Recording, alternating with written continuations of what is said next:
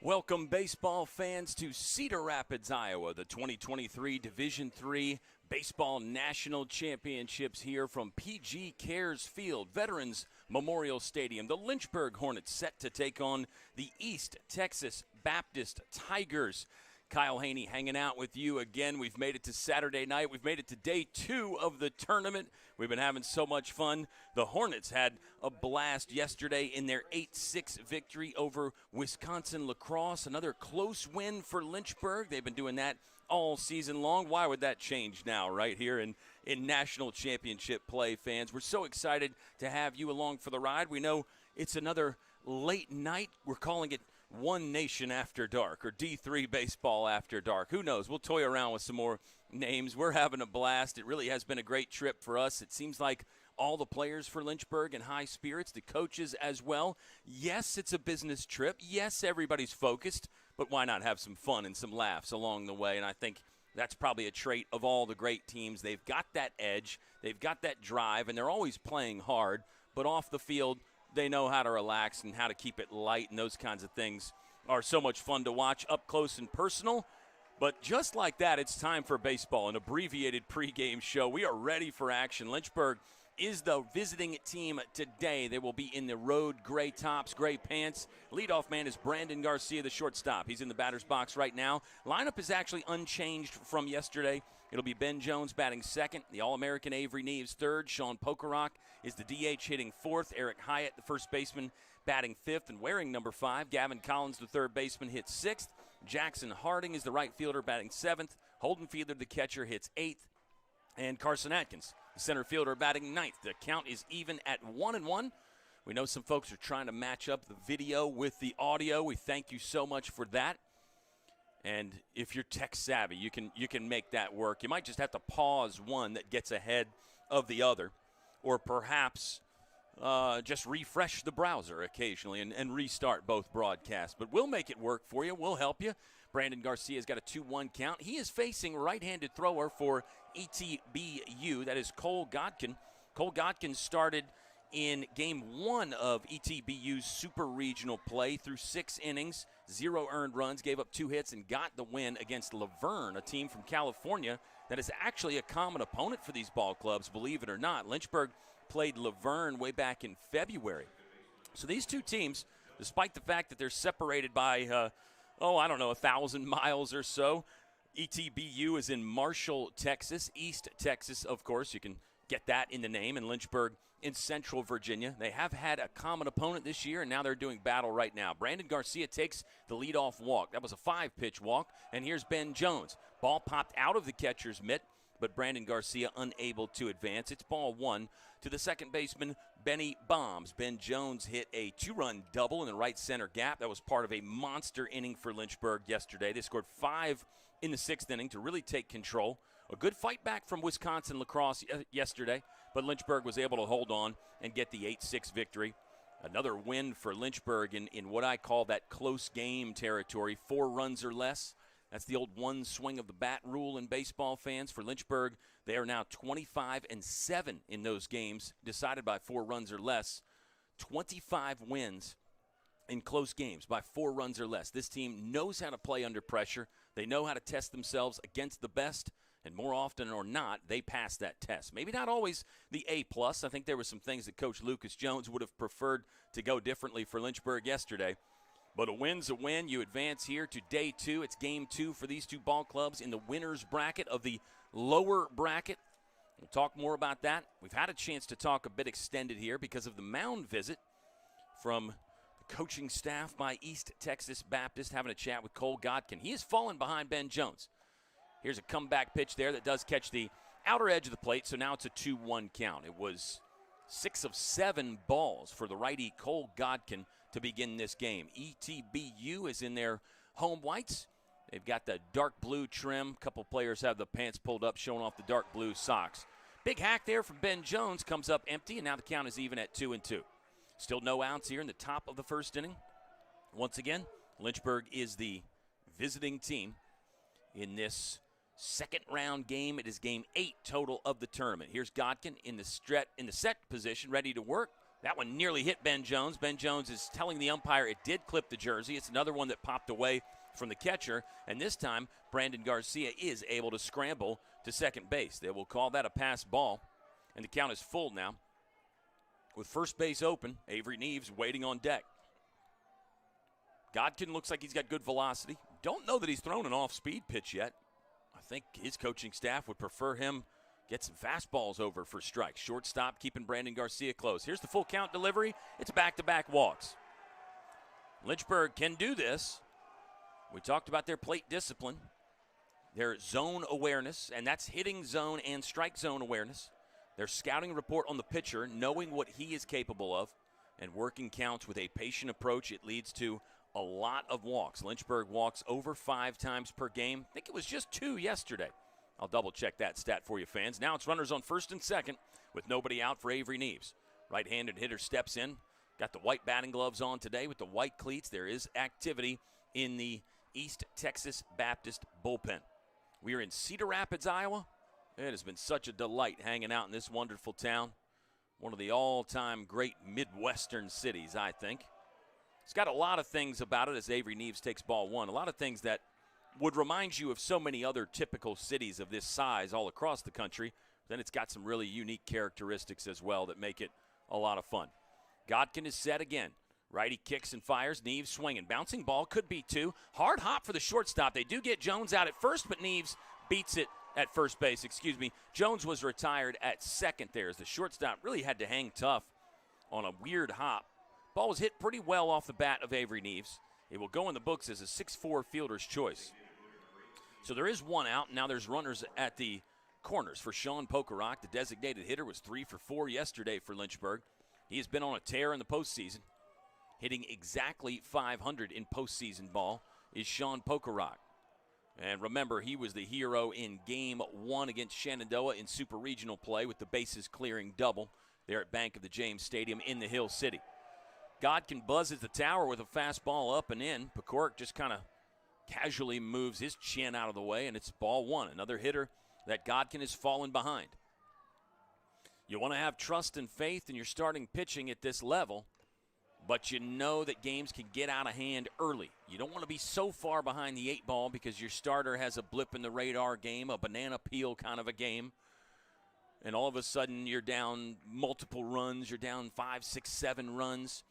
So it's really tough on a pitching coach and a manager at this stage to know when to pull the plug on a pitcher, and maybe we should be saying that about any pitcher, not just the starters.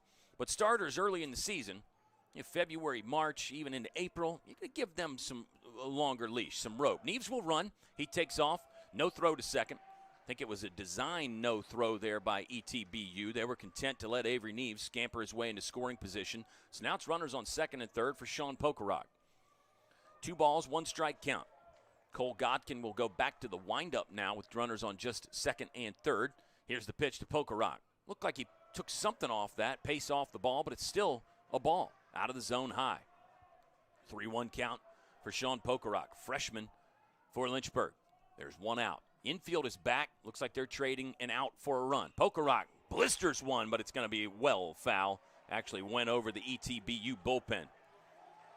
Good wood on it, but way out front. Let's see if Pokerock can straighten it out and keep it between the lines. It'll be a full count delivery coming from number 34, right-handed pitcher Cole Godkin for East Texas Baptist University. Here's the pitch. Ball down and in. It's another walk. Godkin has walked 3 out of 4. That one was closer to the zone, though, and I think Godkin certainly deserves some credit for making a competitive pitch there, but it did miss the strike zone, and now the bases are loaded for Eric Hyatt. Sophomore first baseman for Lynchburg has been swinging it well in the postseason. His numbers are just under 400 now. Hyatt has had some monster games. Think back to a regional second-round game against North Carolina Wesleyan, 4 for 5, including a home run for Eric Hyatt. That ball well out of the zone for Cole Godkin. It's not a complete, quote-unquote, he can't find it right now, but there's just not enough strikes for East Texas Baptist University at the moment. Here's Godkin in the windup again, bases loaded. Hyatt, ram jam into left field. That is down for a base hit. Garcia will score. Neves is right behind him, running up his back for the second one. The throw comes in a little wild. It chased Lucas Jones out of the coach's box there in foul territory, but ETBU secures the baseball, but they have lost the 0-0 score line. It's a 2-0 advantage as Eric Hyatt drills one into left field. 2 RBI double, and Hyatt's heater continues into postseason. And the fun has not stopped yet for Lynchburg. Gavin Collins stands in with runners on second and third. Boy, that was really good hitting there by Eric Hyatt. You know, the pitcher's struggling a little bit. You feel like he's going to try to groove one middle. Hyatt did not miss. There's a hit by pitch. Collins just barely wore that one in the front elbow, the left elbow in this case, and that is it. There will be a pitching change. It is early doors for Cole Godkin, and in this case, that means Lynchburg has shown him the door early. Unfortunately for Godkin, he only surrendered 1 hit, but it was 3 walks and a hit batter in there as well. Let's catch our breath and figure out the new pitcher, and we'll try to get things going. We're already underway. It's the top of the first inning here in Cedar Rapids, and Lynchburg is off to a 2-0 lead.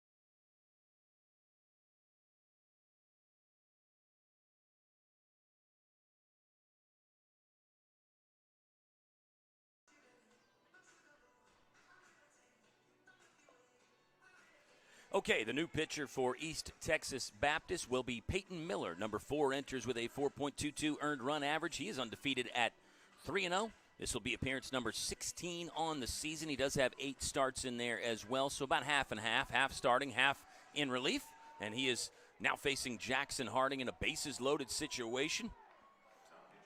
Lynchburg is already leading 2-0. Brandon Garcia walked. Ben Jones walked. Avery Neves hit into a fielder's choice. He did steal second. First stolen base for Avery Neves since sometime in April. We'll figure out that stat in just a moment. Sean Pokerock walked. Eric Hyatt doubled down the left field line that drove in 2. Then Gavin Collins was hit, and that was it for the starter, Cole Godkin. Here's the first pitch from Peyton Miller, and that is also a ball. Jackson Harding with a really great hit yesterday, part of a great at-bat where he fouled off 6 pitches in a row, really hanging tough early in the game, second inning, just flaring balls all over the place, giving kids souvenirs over there on the grassy hill to our left, and then finally got a fastball that he could keep between the lines, and really I just think a classic Jackson Harding at bat right there. Might go down as one of his all-time best. It's a 2-1 count. Fastball comes in high. Harding did swing and miss at the previous pitch. We'll try it again. It's the top of the first inning here. Veterans Memorial Stadium in Cedar Rapids, Iowa. NCAA National Championship action. This is round 2. There's ball 3 to Jackson Harding. Peyton Miller having some pressure issues perhaps, finding the zone. Again, it's always tough to just do cause and effect and say, well, it's the pressure of the moment. That's why they can't throw strikes. Sometimes you just lose it as a pitcher. It's not always there, even for the really good ones. Here's a pitch from Miller. Jackson Harding was on it, fouled it straight back into the catcher's glove for strike 2. Actually skipped out of the catcher's glove. But now it is a full count with 1 out. Corner third baseman is in. That is, sorry fans, just looking for it here. That's Jacob Evangelista, the leadoff man for East Texas Baptist. He's even with the bag as Harding fouls one in our direction here in the press box, and we'll try the full count delivery again. There's 1 out. So the third baseman even with the bag. Middle is double play depth. First baseman is behind Gavin Collins over there at first. Ball 4 on Jackson Harding. That one wasn't close. Easy take for Jay Hard. The key man from Keysville has got an RBI with a walk, and Lynchburg leads 3-0. Mentioned that red wave, how you never know where it's going to crest and when it's going to build and what kind of big inning Lynchburg is going to have, when they're going to have it. Looks like they're doing it early this time around. Catcher Holden Fiedler stands in. He was 3 for 4 yesterday. What a day, and he was part of that monster big inning as well. A cap job, slow roller to the left side that the pitcher was unable to get an out on. Fiedler shoots one down the right field line. That's in the Lynchburg bullpen, but foul. 0-1 count. Fiedler was ready for the first one, switched on. Had a good combo with him this morning down in the hotel. He was just kind of sitting off by himself, and I said, did you just come down to try to be alone? You want me to leave you alone? He said, oh, no, I'm waiting on somebody, waiting on my parents. We'll get something to eat. And we had a good little chat there while Holden Fiedler was waiting. Strike two. Looked like a breaking ball there from Peyton Miller. Got to do a shout-out roll call here in just a little bit. We know we got a lot of folks tuned in. We're past the 10 o'clock hour in East Coast time. It's 9:37 out here in the Midwest, 77 degrees in Cedar Rapids, Iowa. Bouncing ball up the middle. This could be two for the Eagles. They get one, but the throw is wide. The throw is wide. It's going to be an error. 2 runs will come in to score. Lynchburg leads 5-0. Holden Fiedler hustling down the line, putting some pressure on the defense again. The shortstop for East Texas Baptist, Jake Miller, got to that one. Stepped on the bag with his right foot by himself, but then tried to make an off-balance throw that was off target and ended up caroming off the fencing in front of Lynchburg's dugout. So a double play there ends the inning, and it's just 3-0, but instead Lynchburg has added a couple more. Wow, Holden Fiedler is on with a fielder's choice of his own, and Lynchburg has sent 9 hitters to the plate. Carson Atkins got hit by a pitch. Second hit batter this inning. First one that the reliever Peyton Miller has bopped. My goodness. This has gone from bad to worse for East Texas Baptist. Lynchburg has hit around. It's Brandon Garcia with his second at-bat in the inning. This has turned into a long inning. But Brandon Garcia, the leadoff man, has 2 plate appearances, rather, because he does not have an official at-bat. He was one of the walks. Lynchburg has walked 4 times already in the inning, and they've been hit twice. There is 1 base hit for Lynchburg, and they have scored 5 runs. This is classic Lynchburg baseball this season. They have scored 5 runs on 1 hit. That is just unheard of. But Lynchburg does it all the time. It's such a big part of their game. They pressure the defense. They get balls in play. They don't strike out a ton. They run the bases well. And they're so savvy and opportunistic taking the walks, getting hit by a pitch. They don't move out of the way when you throw it in their batter's box. Brandon Garcia watches that one come in at the eye line for ball 2. If you're East Texas Baptist, I typically give the line about the great coaches, great teams, and programs. They don't have a panic button in the dugout. You don't go anywhere near that yet in the first inning. This might be panic territory. This will unsettle you, giving up 5 runs in 1 inning on 1 hit. I guess you can rally around that and say, hey, guys, we've only given up 1 hit. We've just got to throw strikes. Not so easy sometimes. 2-1 count on the Lynchburg leadoff man, Brandon Garcia. We got a lot of hellos and shout-outs coming up. Ground ball to shortstop. They will toss to second and make the out there to end the inning, but a very successful one for Lynchburg. The Hornets put 5 on the board early. What a jump start for Lynchburg, and we get to see Brandon Pond, the electric starter, the electric factory for Lynchburg. Pondo takes the ball. We'll talk about that next after a short break.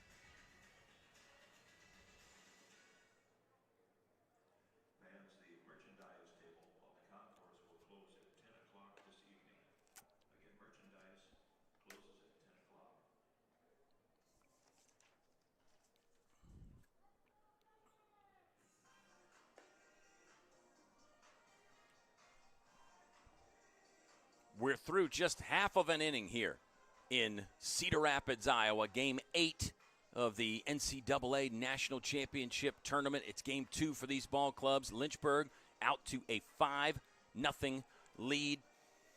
Wow, one hit in that inning. Let me try to recap it for you again. Garcia walks. Jones walked. Avery Neves had a 6-4 fielder's choice. Walk from Sean Pokerock. The bases are loaded there. Eric Hyatt drills a double down the left field line. That scores 2. Gavin Collins got hit by a pitch. Jackson Harding took a bases-loaded walk for an RBI. Holden Fiedler got on because of an error. It ended up being a fielder's choice and then the error. So they did get one out on the play on a bouncing ball up the middle, but the ball was thrown away, so a couple more runs come in. Carson Atkins gets hit, and then Brandon Garcia grounded out to the shortstop as well. So Lynchburg leading 5-0. The East Texas Baptist Tigers have yet to take a swing at Brandon Pond. Pondo is on again. He was the 2021 Conference Pitcher of the Year in the Old Dominion Athletic Conference. Missed a lot of last season with injury, but Brandon Pond is back. 2.68 the earned run average. He is 4-1 on the season. He struck out 48 and only walked 19 hitters, batting just .233 off Brandon Pond. And we know we got a lot of folks listening. Let's run down the roll call here. The Midwestern radio legend, Al Kern, has us tuned in. Most of our fans are Lynchburg fans listening. And we're gonna get to you all in a second. But a shout-out to Al Kern, who is a local guy here. He comes to all the Cedar Rapids Colonels games, and he is listening, enjoying some baseball here in the city of 5 seasons. Shout-out to Dave and Elizabeth Haney tuning in back at home base. Shout-out to all the families of our wonderful crew. I'm thinking about you, Bill Gerke, Caroline Gerke, doing outstanding work for Lynchburg. We've got the Sam Rice family tuned in, the Tim LaDuca family. Shout-out to Caroline Inskeep. I bet you she's listening. Sam, the Graham man, Ken, one of our outstanding young broadcasters here on the Lynchburg Hornets Sports Network. Man, a guy, I steal all of Sam Graham's stuff. He's got us tuned in. He is one of the bright young talents in our industry and a great athlete himself. And speaking of young talents, we'll say hello to Evan Gates as well. And we'll get back to those in just a moment. But that's a good start. We got about a third of them knocked out, and we'll continue that as the game goes on. It's a 1-1 count on the leadoff man for ETBU. That is Jacob Evangelista. He's the third baseman. He comes in with an 11-game hitting streak. It's quite a few really good hitting streaks on this East Texas Baptist Ball Club.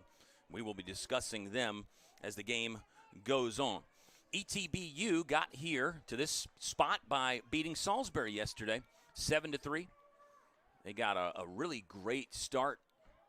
It was an interesting game in a lot of ways. 2-2 count. Pond misses the zone. Looked like with a slider. Might have just slipped out of his hand, but it's ball 3.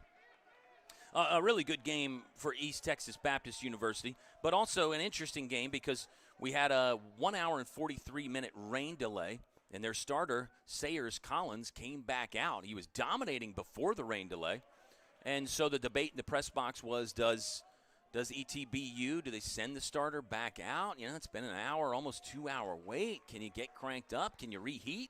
Is it a microwave? Does the arm just get loose, no problem again? Well, for Sayers Collins, it did. He did end up surrendering some runs, obviously. The Salisbury Seagulls put 3 on the board, although I think just 2 of those were off the starter, Sayers Collins. But he was outstanding. That was his 12th win of the season. He's now 12-2, and I believe he was a first-team All-American for East Texas Baptist University, the Tigers. Sayers Collins, the starter yesterday. Brandon Pond is the starter today for Lynchburg. Full count as Evangelista fouled a ball off. We'll set the defense for you here in just a minute as well. Oh, nasty pitch from Brandon Pond, but just missed the zone. That's a leadoff walk. Defensively for Lynchburg, Holden Fiedler is the catcher and the battery mate for Brandon Pond. On the right side, you've got Eric Hyatt playing first base. Ben Jones at second. His high school teammate will patrol the shortstop area. That's Brandon Garcia. Gavin Collins plays third. In the outfield, left to right, it's Avery Neves, Carson Atkins, and Jackson Harding. Carson Wilson, the second baseman, junior for the Eagles, hits now. 0-0 count. Now it's 0-1 as Brandon Pond gets strike 1 across from the stretch position. Pond is much like Zach Potts to where he seems to pitch better with men on base.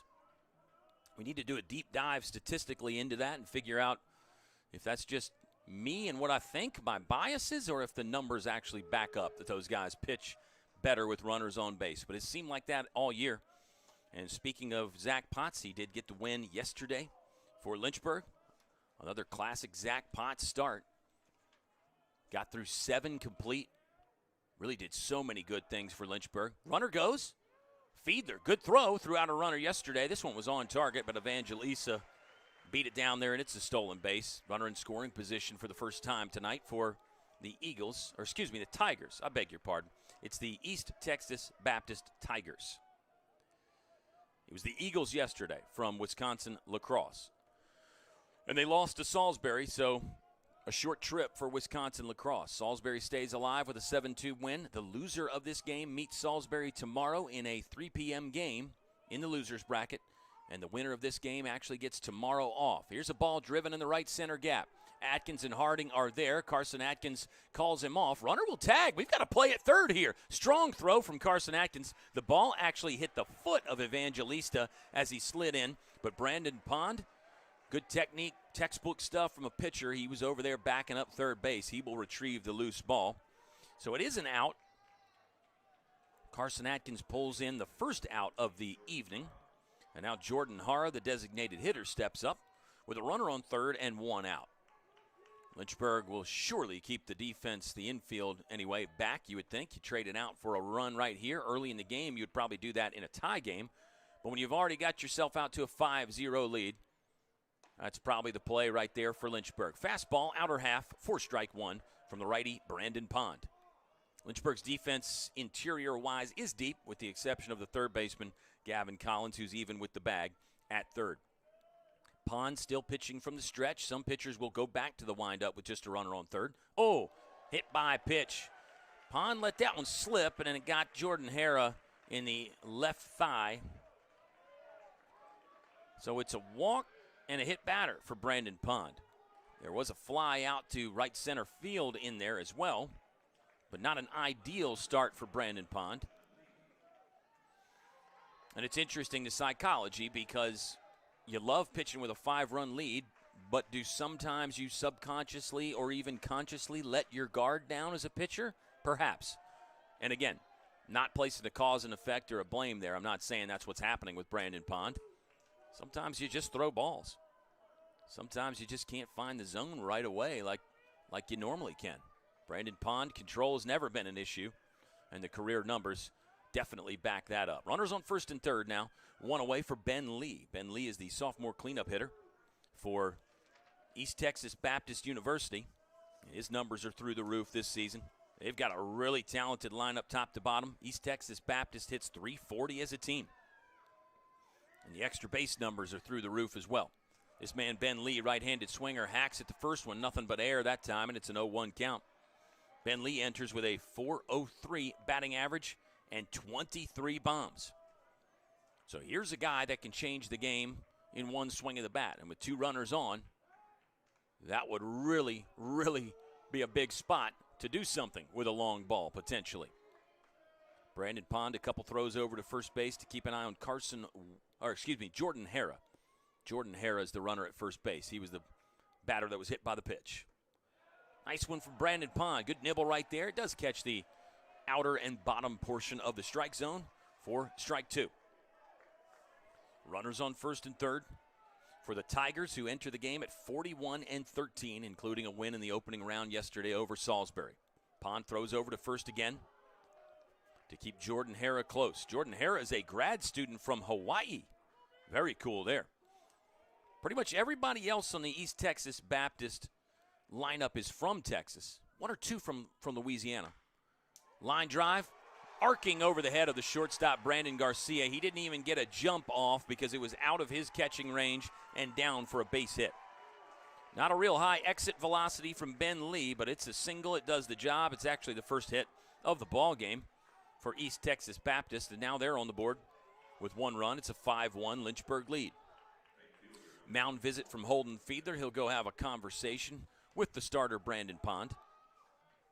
Let's talk about run scoring in this ballpark so far in the 2023 NCAA Division III Baseball Championships.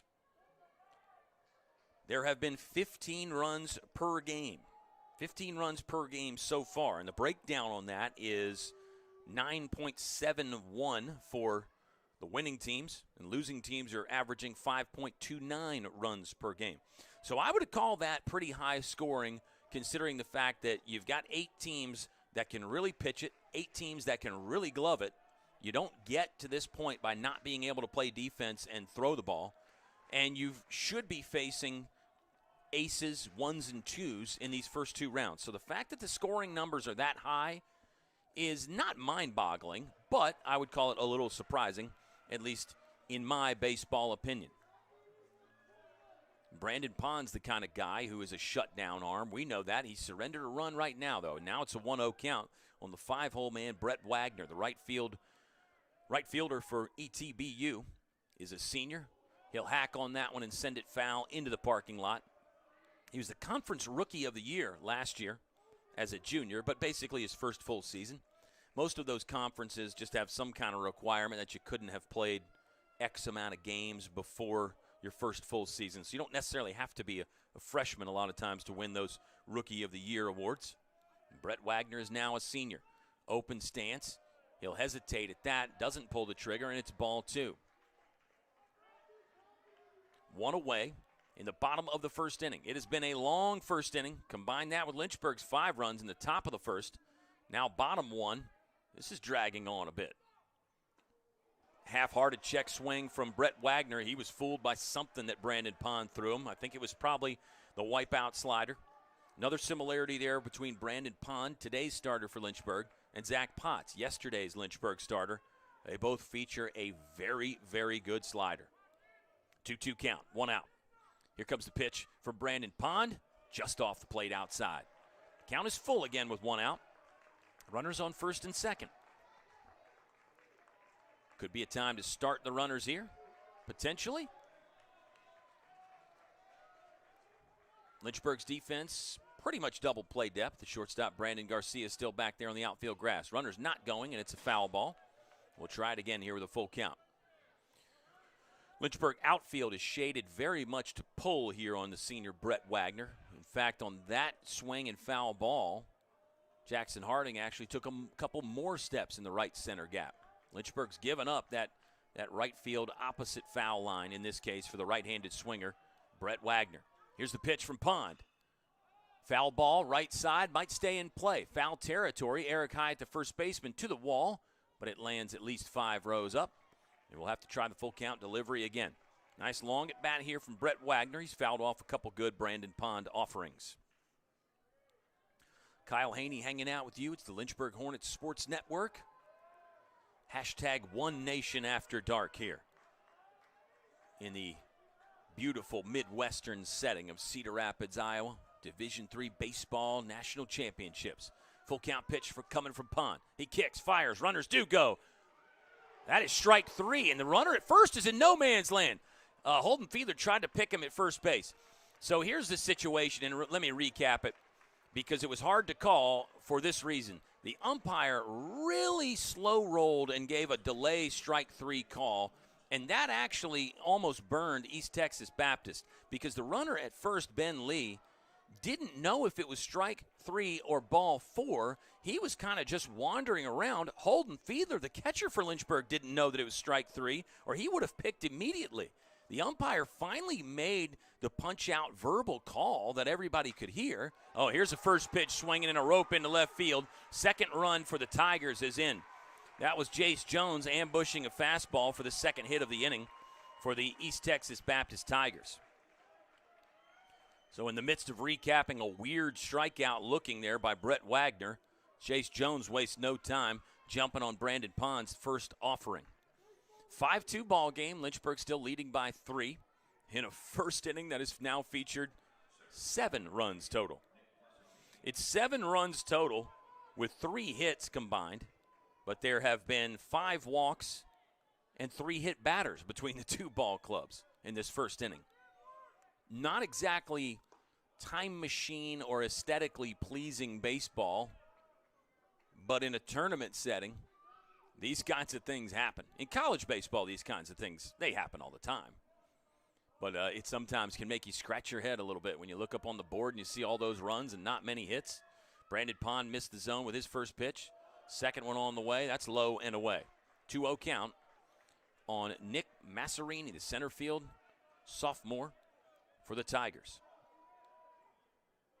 So the danger's not over here yet with runners on first and second. This has turned into a long inning. And when you're trying to save arms and pitchers, these long innings are never great. Bouncing ball up the middle. It gets by Garcia. Another run is in, and it's a 5-3 ball game. That's Nick Masserini with what we'll call a seeing eye single that just had enough to get past the infield dirt and score the third run of the ball game for ETBU. This is why I always say those great coaches and programs don't have a panic button, because they know their offense can come alive too. They know it's a 9-run ball game. Associate head coach Travis Beasley is going to take a slow walk to the mound to have a conversation with Brandon Pond and the battery mate Holden Fiedler. A couple Lynchburg players were heading to the bullpen, but then it looked like they got called back there for a moment. So let's try to reset things again. It is a 5-3 Lynchburg lead, and we have not even played one complete inning yet, baseball fans. We've seen a little bit of everything in just this first inning. And I told you that run scoring, I thought, had been fairly high considering the situation and the quality of pitchers that these 8 ball clubs in the tournament had going. But right now, the offenses are putting them to the test in a variety of ways, including now 3 singles from East Texas Baptist. Previously in the day, today, it was it was Misericordia beating Endicott in game 1 of the day. That is actually game 5 of the tournament. Endicott is out. That was a 13-6 Misericordia win. In the winner's bracket of bracket 1, that is the upper bracket when you look at the graphic, Johns Hopkins beat Baldwin Wallace 10-6. There's a foul ball. First pitch swinging from Nick Chavez, the catcher. Is also a sophomore. Another team that features a lot of sophomores here, the East Texas Baptist Tigers. Lynchburg and East Texas Baptist are in this lower bracket. 0-1 pitch coming up from Brandon Pond. That's just off the plate for ball 1. 1-1 count with 2 outs. Runners on first and second for ETBU. This lower bracket features these 2 ball clubs, and then also Salisbury and Wisconsin lacrosse, but Salisbury beat Wisconsin lacrosse in the elimination game. So they're done, and Salisbury will await the loser of this ball game. You got to win your section of the bracket first before you can advance to the championship series, which is best 2 out of 3, starting on Wednesday, June 7th. 2-1 count here for the righty Brandon Pond. He's in the Lynchburg Road gray top with the gray pants. He's wearing the long black sleeves. Go with the black hat, red bill. White cleats today for Brandon Pond. And there's another foul ball from Nick Chavez. Deuce is wild on the board here. 2 balls, 2 strikes, 2 outs. We're still in the bottom of the first inning, and we're well past 2 runs for both teams. It's a 5-3 Lynchburg lead. Crowd coming alive for both squads, and there is a good crowd here despite the long distances they had to travel and the late night. Here comes the pitch from Pond. Swing and a miss. He got him out of the inning with a big punch out there. Pondo gets his man, but plenty of damage done for the Tigers of ETBU. They get 3 across on 3 base hits. No Lynchburg errors, 2 left on. We finally finished the first inning. We do need a breath now. Take a stretch and grab some corn and a beverage, and we're back in just a moment here from Cedar Rapids, Iowa.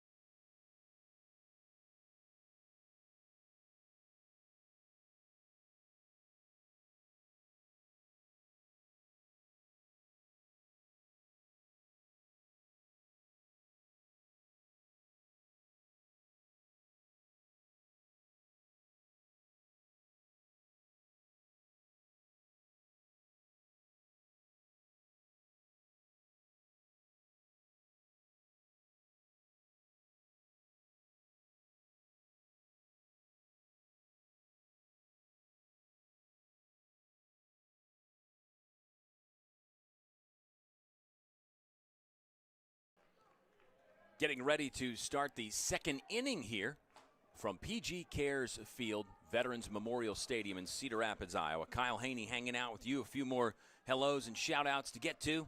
Keith Piper is tuned in. KP says it's unbelievable. It was an unbelievable first inning. We'll believe it, Keith. And we got to say hello to a few more high school baseball coaches there in Central Virginia that we love. I know Blake Trent had us tuned in. I know Graham Thacker might be listening in and around the Hill City somewhere. All the University of Lynchburg coaches in the other sports are plugged in right now, and everybody's enjoying the run so far. Lynchburg does still have a 2-run lead, but a good first inning for East Texas Baptist. A nice response by them. I always talk about that's a trait of those really good teams. They seem to match your big inning, maybe not run for run, but ETBU did just that there. Swing and a miss from Ben Jones. His at-bat is over pretty quickly. Strikeout number 1 of the game for the Tigers as a team. And the first one for Peyton Miller. He's the second arm that ETBU has used. Avery Neves, the All-American, steps in. He's 0 for 1 with a 6-4 fielder's choice in his first at-bat. Fastball well out of the zone for ball 1.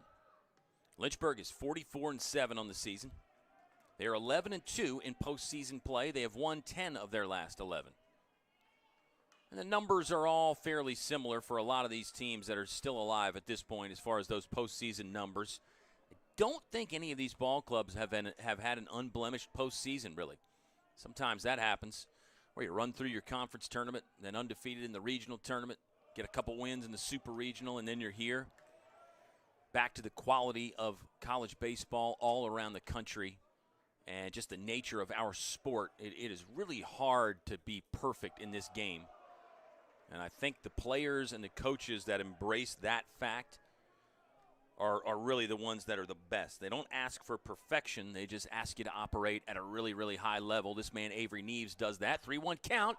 Neves wants this one. It's lifted into the Midwestern night sky. Foul. First baseman on to make the grab for out number 2 of the inning. Thought Neves got a good hack off at that one, but just got under it. And it is second out of the top of the second inning. Sean Pokerock, the designated hitter, walked in his first plate appearance. So he is 0 for 0 at the moment. 3 for 4 yesterday for Sean Pokerock. What a freshman campaign that he has had in not that many games. Again, that's worth repeating for Sean Pokerock. He took a hack at the first pitch and sprayed it into the netting along the right side of the stadium here. Sean Pokerock, 3 for 4 yesterday. The big knock against Shenandoah in Game 1 of the Super Regional. And coming into yesterday's game, Sean Pokerock was hitting just .256, but remember, he's batting .500 in postseason play. So getting hot at the right time, Sean Pokerock. 1-1 count. Another fastball that's upstairs for a ball. Peyton Miller is the right-handed slinger for ETBU. Starter Cole Godkin got chased after 8 hitters. 7 hitters, actually, I believe. Godkin faced. Ground ball, left side. Shortstop Preston to service again. Throw across the diamond is in time. And it's a 3-up, 3-down. Second inning for Lynchburg. ETBU gathering some momentum, perhaps. We're through 1.5 here in Cedar Rapids. It's a 5-3 Lynchburg lead.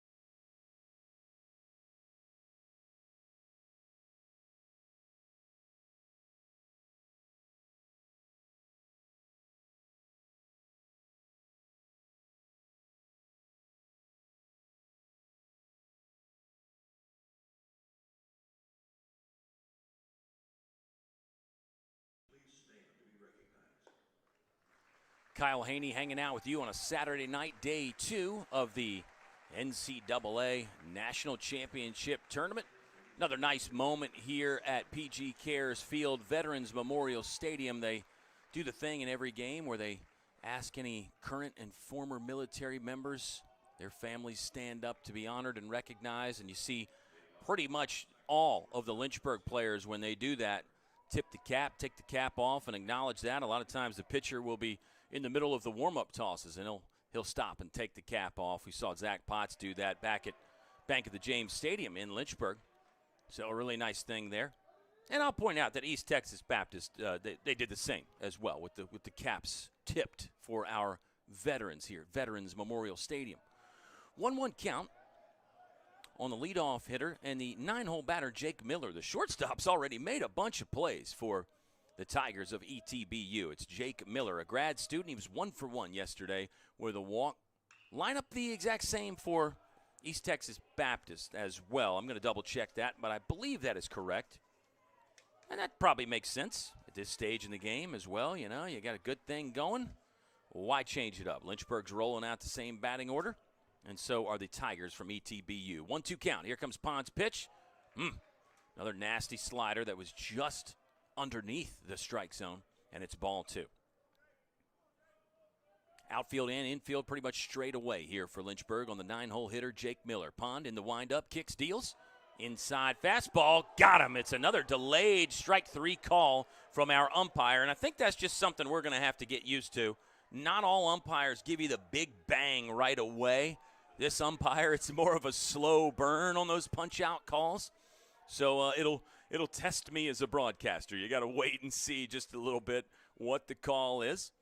But it was strike 3, and it is the 4th strikeout of the ball game for Brandon Pond. Correction, 3rd strikeout for Brandon Pond. Top of the order back up for ETBU. This is Jacob Evangelista. He walked in his first at bat. He watches a breaking ball come across for strike 1. Jacob Evangelista is a junior. He's won on that 11-game hitting streak. There's quite a few good hitting streaks here for ETBU as Evangelista fouls that one away. And get this eye-popping number. Jacob Evangelista has over 80 hits this season. I mean, that is mind-boggling to me. Over 80 hits. Brandon Pond uncorks a hard one, but that was inside and low. Jacob Evangelista, number 8, a junior for East Texas Baptist on an 11-game hitting streak. He might get 90 hits before the season is done. He'll spray one to right field. This could be down. Jackson Harding is on, though, to make the grab, and it is out number 2. So more hits will have to wait for Jacob Evangelista. There are 2 in the books here for Lynchburg.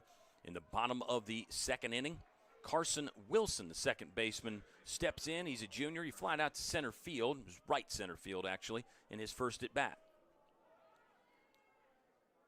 Good play there by Jackson Harding. He made a real great grab yesterday, going in the right center gap over his shoulder to catch a ball. Here's a bouncing ball to Brandon Garcia. Up the middle, comes on, strong throw, and it's out number 3. Both ball clubs go 3 up, 3 down in the 2nd inning, so we get 8 runs combined in the first. And there you go. There's your that's baseball moment. 8 runs in the first, and then both teams go very quietly in the 2nd inning. We'll see what the 3rd inning has in store. Lynchburg leads ETBU 5-3 through 2 complete here in Game 2 for these ball clubs at the D3 Baseball Championships in Cedar Rapids, Iowa.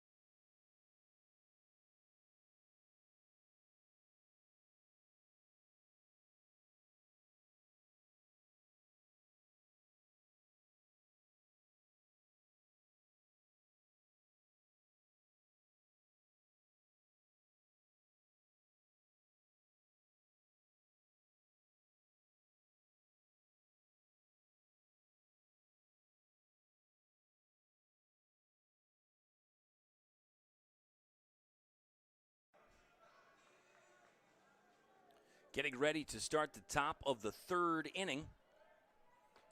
And it's Sean Pokerok. No, it's Eric Hyatt leading off for Lynchburg. I beg your pardon, fans. I'm behind the times again. It's tough when you can't even read your own handwriting. But, yeah, Sean Pokerok made the final out of the last inning. That was that ground ball to shortstop. This is Eric Hyatt, the first baseman, who is 1 for 1 with the double. Eric Hyatt continuing his wonderful stretch of postseason baseball. A sophomore who hit over 400 in limited work as a freshman last year. So you knew that the talent was in there.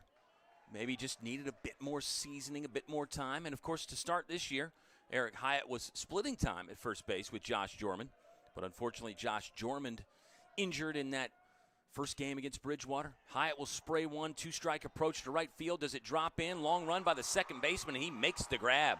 Stays on his feet there, but that was a snazzy catch from Carson Wilson. That brings a big applause, and you even see some Lynchburg fans clapping their hands there on that one. That was a long run from Carson Wilson. Take a hit away from Eric Hyatt. It's about as deep of an F4 as you're going to get. The right fielder was positioned deeply and in the right center gap, and this ball was sprayed closer to that right field line. So the second baseman, Carson Wilson, really did well to run a long way at high speed and then make the over-the-shoulder grab. Gavin Collins has taken strike one with one out. There's a fastball that is helmet high for a ball one. Gavin Collins is 0 for 0. He was hit in his first at-bat. Gavin Collins had a couple really snazzy plays yesterday that you can find on the Lynchburg social media destinations. Again, the LHSN team just delivering that fire content all the way around. And it's a really great way to stay plugged into the game. Get some different perspectives on the game there from our crew. Ground ball, left side, Collins. Could be a tough play for the shortstop. He'll throw overhand across for the second out of the inning. That was Jake Miller again. Boy, Jake Miller has made a lot of plays for ETBU in basically 2 2/3 innings. Let's count them up. 1, 2, 3, 4, 5. 5 times the shortstop, Jake Miller, has factored into a play. He did have one error. That was that ground ball from Holden Fiedler up the middle that Miller got the first out on but then threw away. I like what I'm seeing from Jacob Miller. He's an elite defender. I'm sure he'd love to have that throwback, and it did cost ETBU some runs. Strike one on Jackson Harding.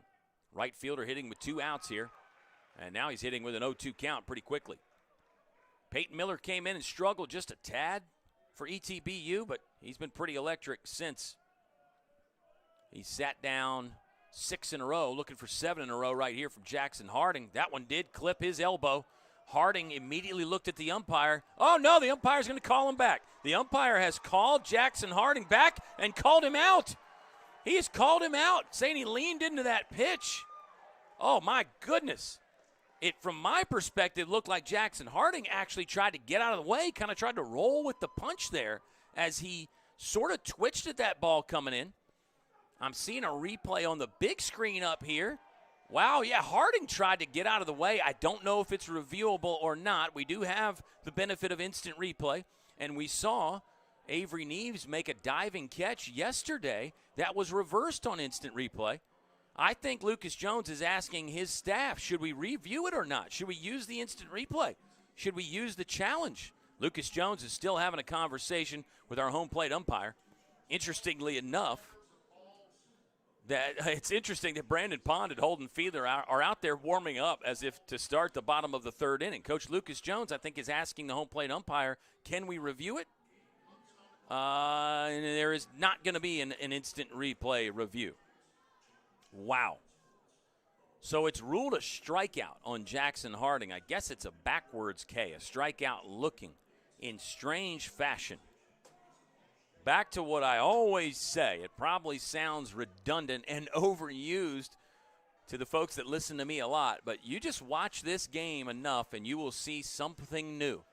Every game presents something unique that you really have yet to see.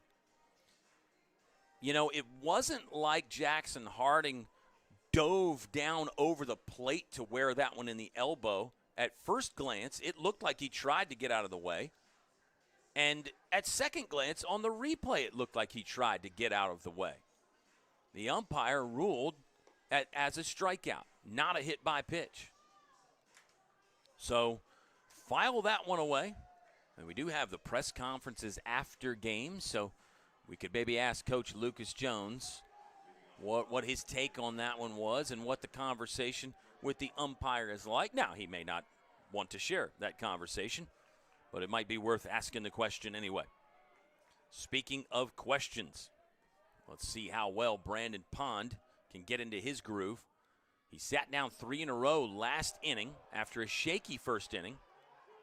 You know, Brandon Pond walked 1, hit 1, and gave up 3 singles. I would call that shaky, probably for any pitcher, but specifically for an elite arm like Brandon Pond. It's a check swing from Jordan Hara. He was the batter that was hit in that first inning. So he's got the official 0-for-0 record going right now in the box score. It's been 7 straight retired by ETBU right-hander Peyton Miller, the second pitcher they have used. Oh, man, what an off-speed pitch there from Brandon Pond.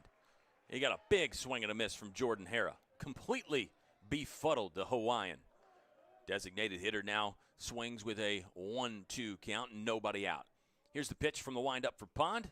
That one out of the zone, skip past Holden Fiedler. But no runners on, so no damage in any way in that case. Kyle Haney hanging out with you on the Lynchburg Hornets Sports Network, the audio feed. Some folks are combining in the audio and the visual, and we love that. Swung on here by Hara. Avery Neves will run in to make a grab. Pretty comfortable and confident in the end as Neves catches that one in front of his left shoulder for the first out of the inning. So Peyton Miller has sat down 7 in a row. That will make 5 in a row that Brandon Pond has retired. Ben Lee hits. He is 1 for 1. The left field sophomore for ETBU leads them in average amongst the players that qualify. It's one of those stats where East Texas Baptist actually has a guy that has a higher average than Ben Lee. That is Connor Massimini, but Connor Massimini's only played in 8 games, so he doesn't really get to take credit for the team lead in batting average. Fastball missed inside for Brandon Pond. It's a 2-0 count with 1 out. Ben Lee's a right-handed hitter. Defense is straight away. Avery Neves in left field might be a little bit deeper on Ben Lee, who does have quite a few home runs. Check swing soared there as Brandon Pond went to the slider, cutter, breaking ball, however you want to describe it. It's a great one from Brandon Pond, and now it's a 2-1 count. Here's the windup and the pitch. Ground ball, left side. Gavin Collins catches the high hop. He'll get the running throw, and the throw is wide. Eric Hyatt tried to dive to stop it. It bounces off the right field foul territory wall, and Ben Lee is now on second. That's probably going to be E5 on Gavin Collins, an error on the third baseman for Lynchburg. I always say Gavin Collins throws better on the run than he does on the standstill. He tried to wing that one over there on the move. In this case, it did not work out. Again, back to that cause and effect thing, placing blame. I don't think it's because Gavin Collins was throwing on the run that he made a bad throw. We've seen him make that throw on the bullseye so many times. Over 90% of the time he throws on the run. And, you know, I think Gavin Collins, again, his success rate throwing on the run has been proven. So I'm not going to say throwing it on the run was the reason why he made a wild throw there. It just happens. Everybody that's played this game has made a bad throw at some point. Swung on and belted here by Brett Wagner. Avery Neves going back. He'll make the catch in front of the warning track. Ben Lee will tag. They throw it into third, and they've got him there. They've got him at third. Let's get a call here, umpires. Yeah, they finally do. Bang him. It was another delayed call by our umpiring crew, and they were both sort of sprinting in to see the call. It's almost if they were surprised that Ben Lee was tagging. Avery Neves in left field was not surprised. It's an unconventional double play.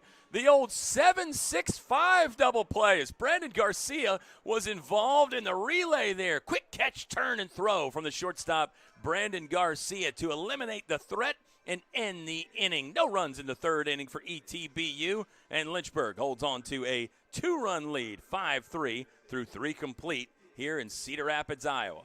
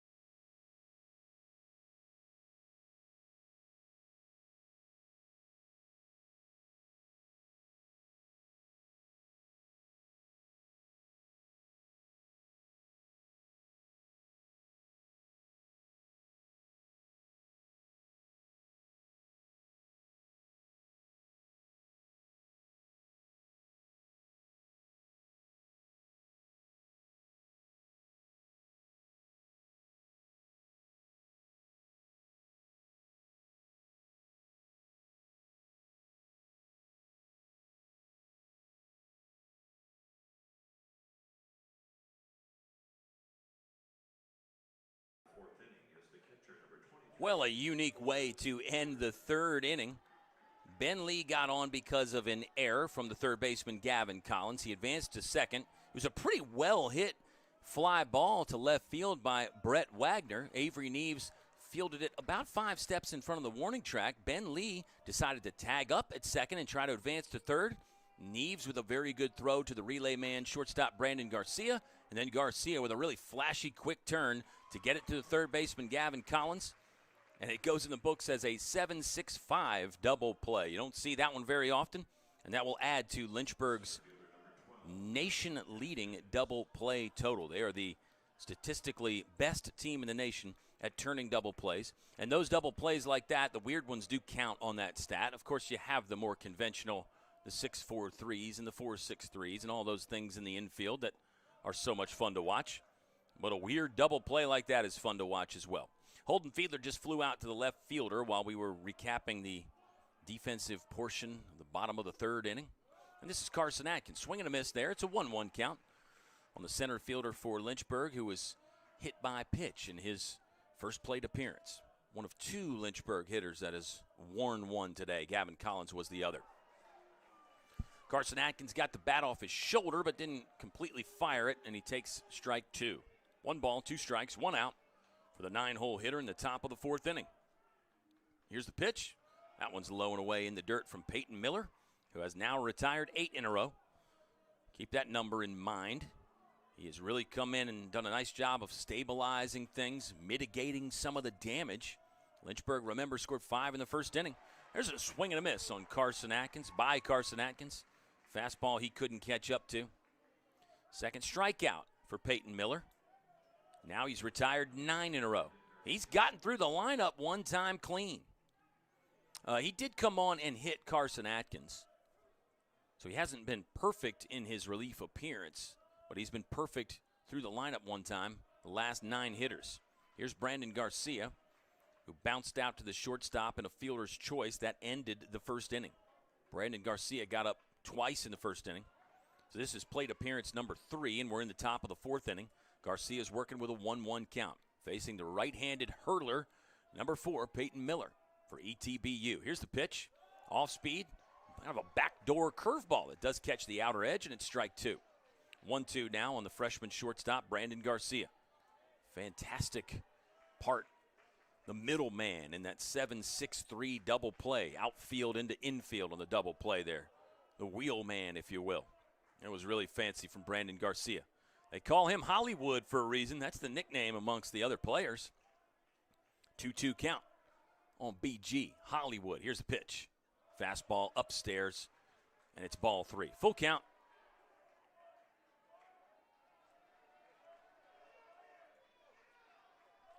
Crowd coming alive here on this payoff pitch. Inside, evasive action from Brandon Garcia. He probably could have stayed in there and just worn that one on the right thigh, but it's going to be ball 4 anyway.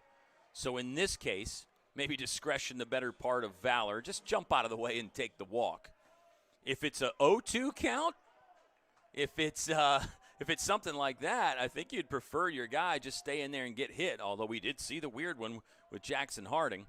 But this was a different case, in my opinion. Here's Ben Jones, 0 for 1 with a walk. He walked in his first plate appearance, struck out in his first at bat against Peyton Miller. So Miller's run of retiring batters has come to an end. Brandon Garcia, the first Lynchburg hitter that has reached since the first inning. Jones flares this one into left field, medium deep, but it will be caught by Ben Lee, and that is the end of inning number 4. So Lynchburg does get 1 on, no hits, no errors, and no runs come across, and our score line remains the same as when we left the first inning. It's 5-3, Hornets on top by 2.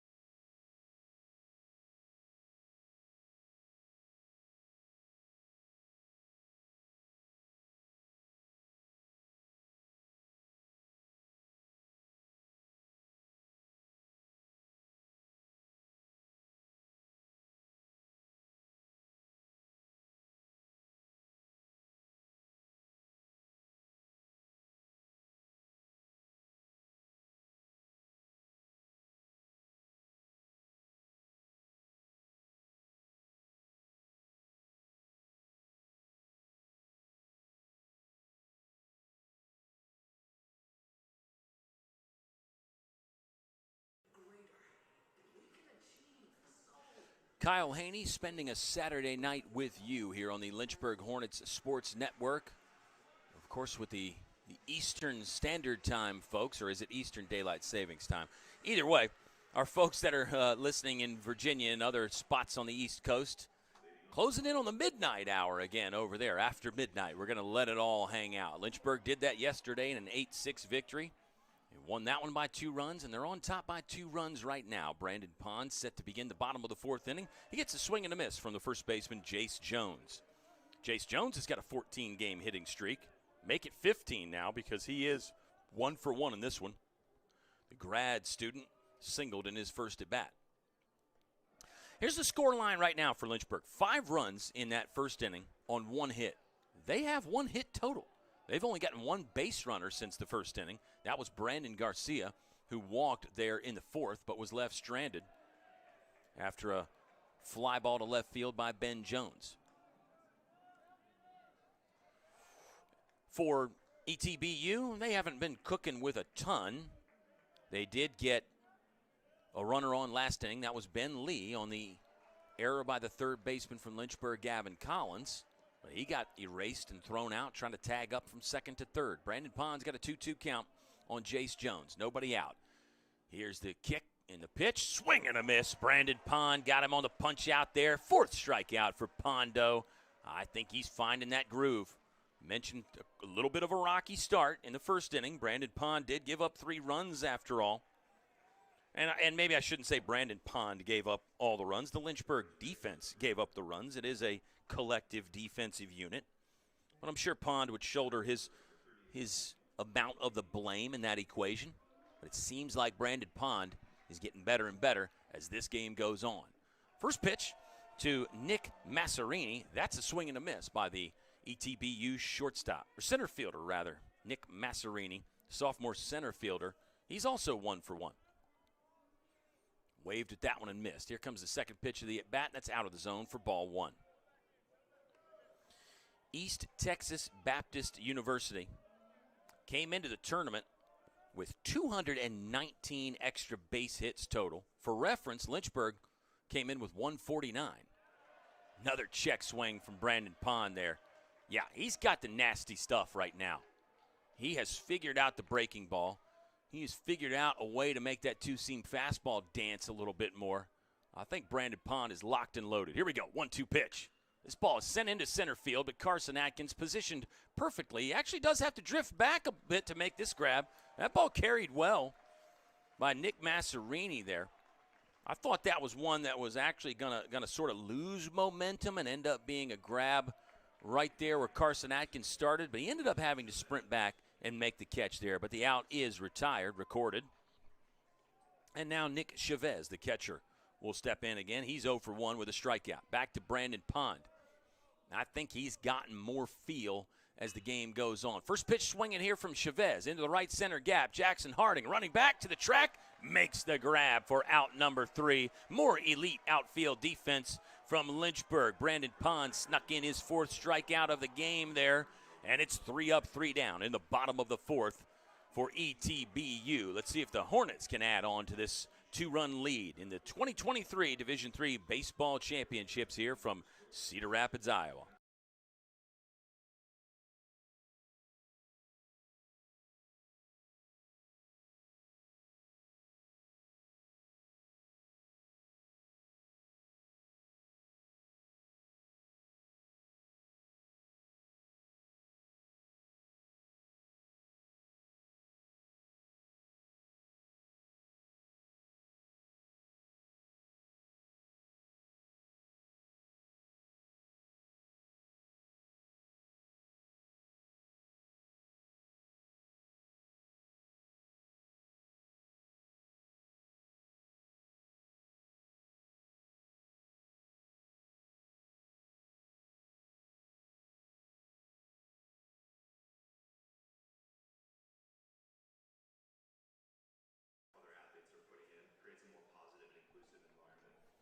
Lynchburg 5, East Texas Baptist 3. East Texas Baptist from Marshall, Texas, It's about 830 miles away from the site here at Cedar Rapids, Iowa. Lynchburg is 922 miles away.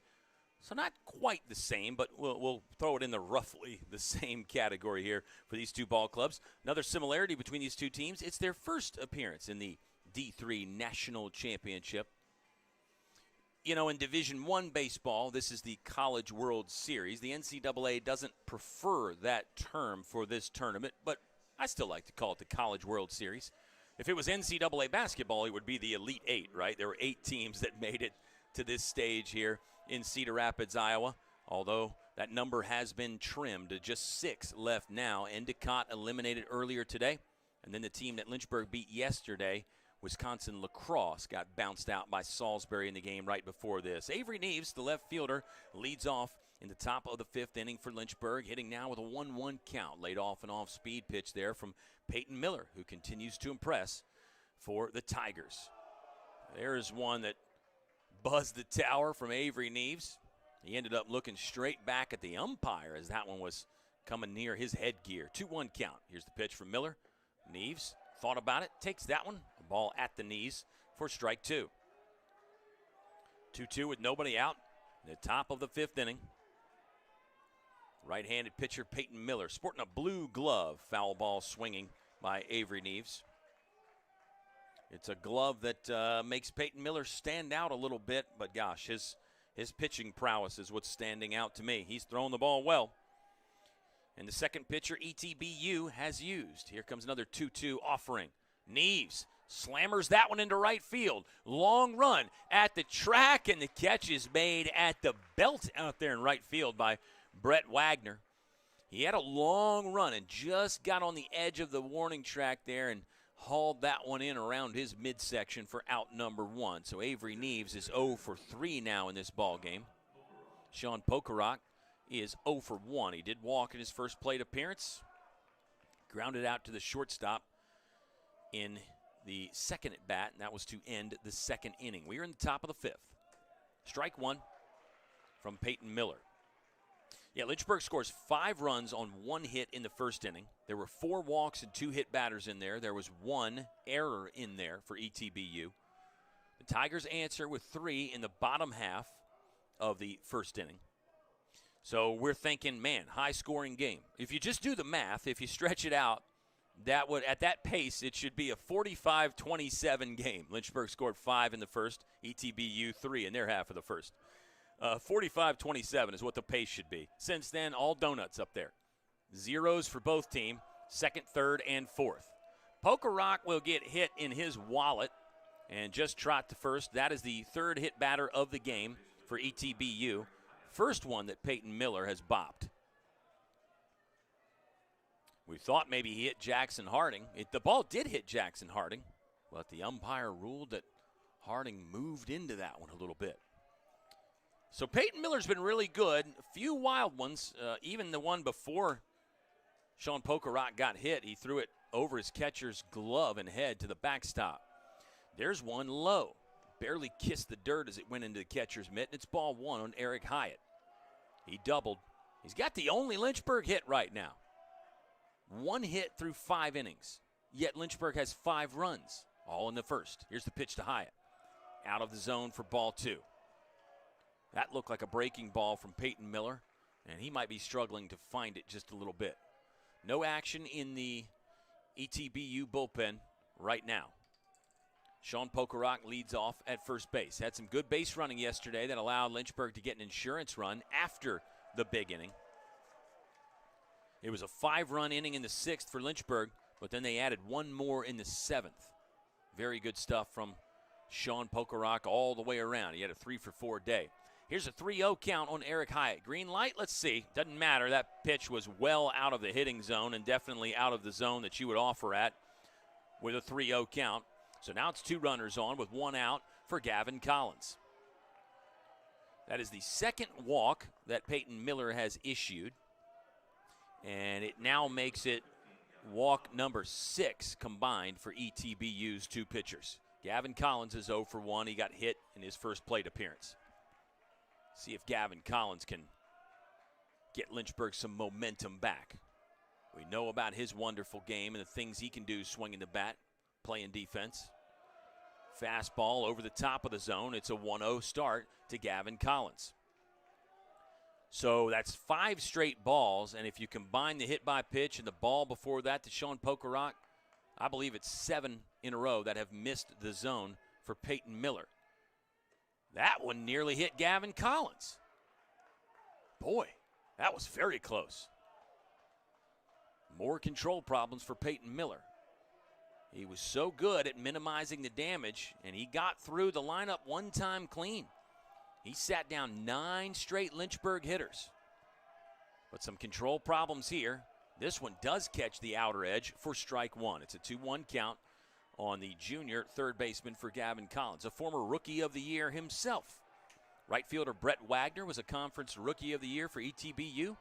Gavin Collins a couple years ago, a Rookie of the Year in the Old Dominion Athletic Conference for Lynchburg. Took a healthy cut at that one, but missed. And the count is even now at 2 balls and 2 strikes. There's one out in the top of the 5th inning here in Cedar Rapids, Iowa. Nightcap again, feature game again for Lynchburg. They're in the spotlight, center stage, on the big stage. Back-to-back nights, swing and miss from Gavin Collins. He's down on a strikeout. 2 away here in the top of the 5th inning. Jackson Harding, a strikeout victim in his last at-bat under the strangest of circumstances. Let's see what the key man from Keysville can do right here. I was just in love with that at-bat that he had in the 2nd inning yesterday. That was a 2-run 2nd inning for Lynchburg, another multi-run inning. He'll take a rip at this and miss. Peyton Miller lost the zone briefly, but boy, he's found it again. He's found some extra wind in his sails, too, it looks like. That one's sizzling off the right hand of Peyton Miller. We know Jackson Harding can hit velocity, though. He showed that yesterday. He showed that multiple times. He'll spray this one foul. The count is very quickly 0-2 on Jackson Harding. 2 outs. Pokerock leads off at second. He was hit by a pitch. Eric Hyatt at first. He walked. Infield is sort of a modified regular alignment. Shortstop is closer to the second base bag. Now the second baseman sliding over a bit towards the first base line. Harding shoots one down the line, but foul. It was an opposite field hack again from Jackson Harding. Very reminiscent of the at-bat I was talking about yesterday, but this one does not stay fair. Kind of a wild play there because the third baseman, Jacob Evangelista, was actually close to catching it. And the umpire had to sort of get out of the way as it was coming in his direction, and you got to make a call, too, while you're doing that.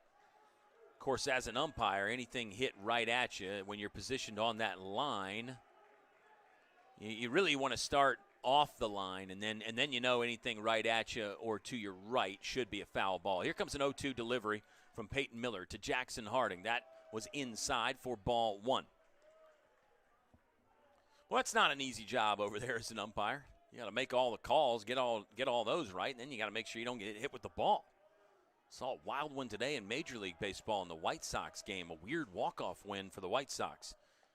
Oh, Jackson Harding, check swing. Did he get hit again? Let's see what the call is. And they will call this one a hit by pitch. It was a check swing from Jackson Harding. ETBU can't believe it. They thought maybe it hit the bat. This one Jackson Harding definitely did not lean into. He was trying to get out of the way of. It was a good hard fastball that ran in on his body.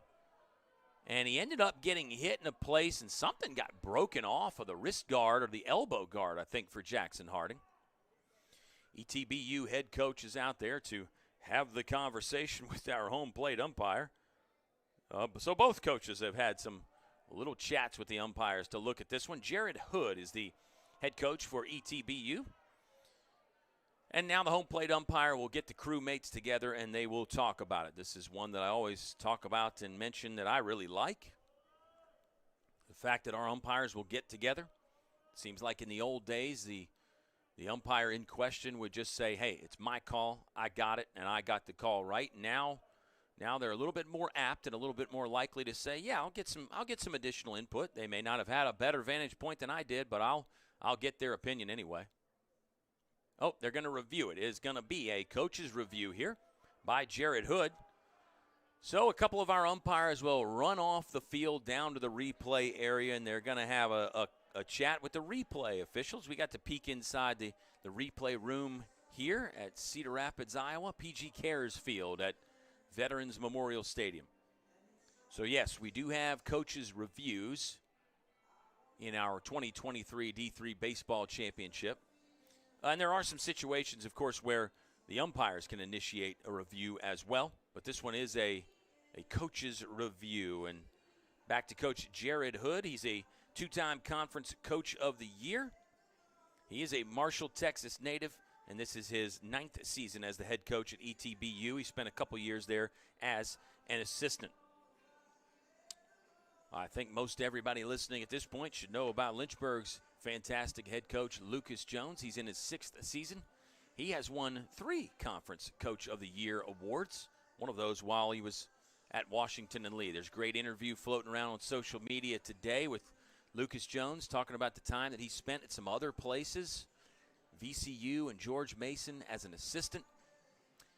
He was the head coach at a junior college in Martinsville, Virginia, now called Patrick and Henry Community College. And he did spend a couple seasons as the head man at Washington and Lee University. And now in his 6th season at his alma mater, the University of Lynchburg. He was a fabulous player at Lynchburg, and I always like to point out the good little stat. Lucas Jones, to this point, is the only person to win an ODAC Player of the Year award and an ODAC Coach of the Year award. At least in baseball, anyway. We got to get the LHSN research team this summer to do a deep dive and find out if it's been done in any other sport. Because, you know, it's interesting. A lot of those great players do end up being great coaches. And then you get some other great coaches that maybe weren't great players. Maybe they spent more time on the bench hanging around with their coaches. You soak in some information that way. You know, let's talk about catchers make great coaches because they understand and they're involved in all the different facets of the game. I think a lot of times bullpen guys can make great coaches because you spend so much time looking at pitchers, looking at hitters, trying to break down. You're talking to the other guys you're hanging out in the bullpen with, talking about, hey, how would you get this guy out? What would you go to here? How do you throw your slider? What do you do right here? What are you doing in the offseason, et cetera, et cetera? You learn a lot. Even when you watch those big league games on TV, those guys in the bullpen, seems like they're always having that constant conversation. Of course, let's be real. It's not always all about baseball. We're going to get the official ruling here. It is a hit by pitch. So we had a little extra chance to get off topic, and it ends up being a replay by the coach, and the replay shows that the call is confirmed, and Jackson Harding will get first base on a hit by pitch. So the bases are loaded now for Holden Fiedler. He is 0 for 2. He flew out to left, and he bounced into that fielder's choice to the shortstop that ended up being an E6, scoring a couple runs. Holden Fiedler was very much involved in the offensive assault yesterday for Lynchburg. An 8-6 victory. Holden Fiedler was 3 for 4. So Coach Jared Hood turned this into a mound visit after the replay that did not go the Tigers' way, and there will be a pitching change. Peyton Miller is done. I like this change for a couple reasons. The bases are loaded. Peyton Miller seemed to be losing the zone. He has hit 2 out of the last 4 batters and walked 1 in there as well. And the other reason I like the change is after that replay, it ended up being a really long delay for Peyton Miller. And you can argue maybe he lost a little bit of his groove. So we'll get to see a new arm here for East Texas Baptist University. It's really a tricky one for me to say, I'll be honest, fans, because I think it's because of the back-to-back T's there in the word East and then Texas to start. It just does not roll off the tongue like you want it to. East Texas Baptist. You get a weird T in there, a couple weird T's in there as well. And then they're the Tigers, too, to continue the T trend. So I'll get it straight. It is a late night here for us, but we're getting used to it. We're getting used to these late nights. And just in regards to tomorrow, the loser of this game will play Salisbury at 3 p.m. tomorrow. There's actually only 2 games at this field tomorrow. It's both losers bracket games. Bracket 1, what I call the upper bracket on the chart, it'll be Baldwin Wallace taking on Misericordia, another tricky one to say, in that game. That is game 9 of the tournament. That will start at 11 a.m. And then the loser of this one takes on Salisbury in game 10 of the tournament, starting at 3 p.m., scheduled to start at 3 p.m. Everything's subject to change here in these big baseball tournaments. We found that out yesterday with a late start time. But just 2 games scheduled for tomorrow. So Johns Hopkins is 2-0. They'll get a day off tomorrow in that upper bracket. The winner of this one, which would be Lynchburg, of course, if the scoreline stands, they would get a day off tomorrow, which is huge because you get a chance to rest those arms, obviously. You rest the pitching. All right. New arm is in there. Crowd is coming alive for Holden Fiedler. Bases are loaded with 2 outs in the top of the 5th inning. The runners have reached on 2 hit by pitch and a walk. Still just 1 hit in the ball game for Lynchburg. Let's see if Holden Fiedler could punch the clock and go to work. Slider that was well out of the zone from the new pitcher for ETBU. And the name is Robert Croft. Robert Croft did pitch yesterday in relief. He is undefeated in 17 appearances out of the bullpen this season. Wind-up delivery. Fastball skips under the catcher, but no chance for Sean Pokerock to advance at third base. Pokerock is at third for Lynchburg. Eric Hyatt leads off at second. Jackson Harding at first. Holden Fiedler is the catcher, 8-hole hitter. 3 for 4 yesterday, 0 for 2 today. But it's a 2-0 count for Holden Fiedler. Let's see what he's hunting for here. Something in his power zone, maybe. Here's the windup in the pitch from Croft. Ball 3. Some more struggles for the ETBU pitchers. They have walked 6 as a staff. They have hit 4 as a staff. And Lynchburg fans might be arguing that should be 1 extra. Here we go, 3-0 count. I think it's probably a take sign for Holden Fiedler here, but you never know. Coach Jones might turn him loose. Fastball was off the plate. Didn't matter. Bases loaded, walk. Lynchburg has scored another run without getting a hit. This is classic Lynchburg baseball this season. Yeah, they bang it. Yes, they swing it. And they can hit doubles and triples and homers. They can really hit the baseball. But if you don't throw it in the zone, they are not going to fish at a lot of bad pitches. Carson Atkins steps in. 0-0 count. He is 0 for 1. He has been hit 1 time today. Bases are still loaded. Croft out of the windup. Here's the pitch. Atkins was hacking at the first one. He sprays it foul. Robert Croft, mentioned he was in action yesterday. He is one of the key guys out of the bullpen for ETBU. The earned run average is pretty good at 2.81, and the strikeout to walk number is very good as well. He missed the zone there for ball 1. He's only given up 5 extra base hits this season, just over 30 innings of work. 1-1 count on Carson Atkins. Brandon Garcia, the leadoff man, waits on deck. Here's the windup and the pitch. Atkins drills one to center field. Is this long enough to drop? It is a long run, and it is caught. It is caught in deep center field. Lynchburg runners kept trucking, and that was a good idea just in case. But that ball is caught just in front of the warning track. Carson Atkins probably feels like he was robbed of a big one there. This was long-haul trucking on the horse for Nick Massarini. So Lynchburg does get 1 run, but they avoid further damage thanks to an outstanding grab from the center fielder for ETBU. And we will get to the bottom of the 5th inning. Lynchburg leading 6-3 in Game 2 of the NCAA Baseball Championships here in Cedar Rapids, Iowa.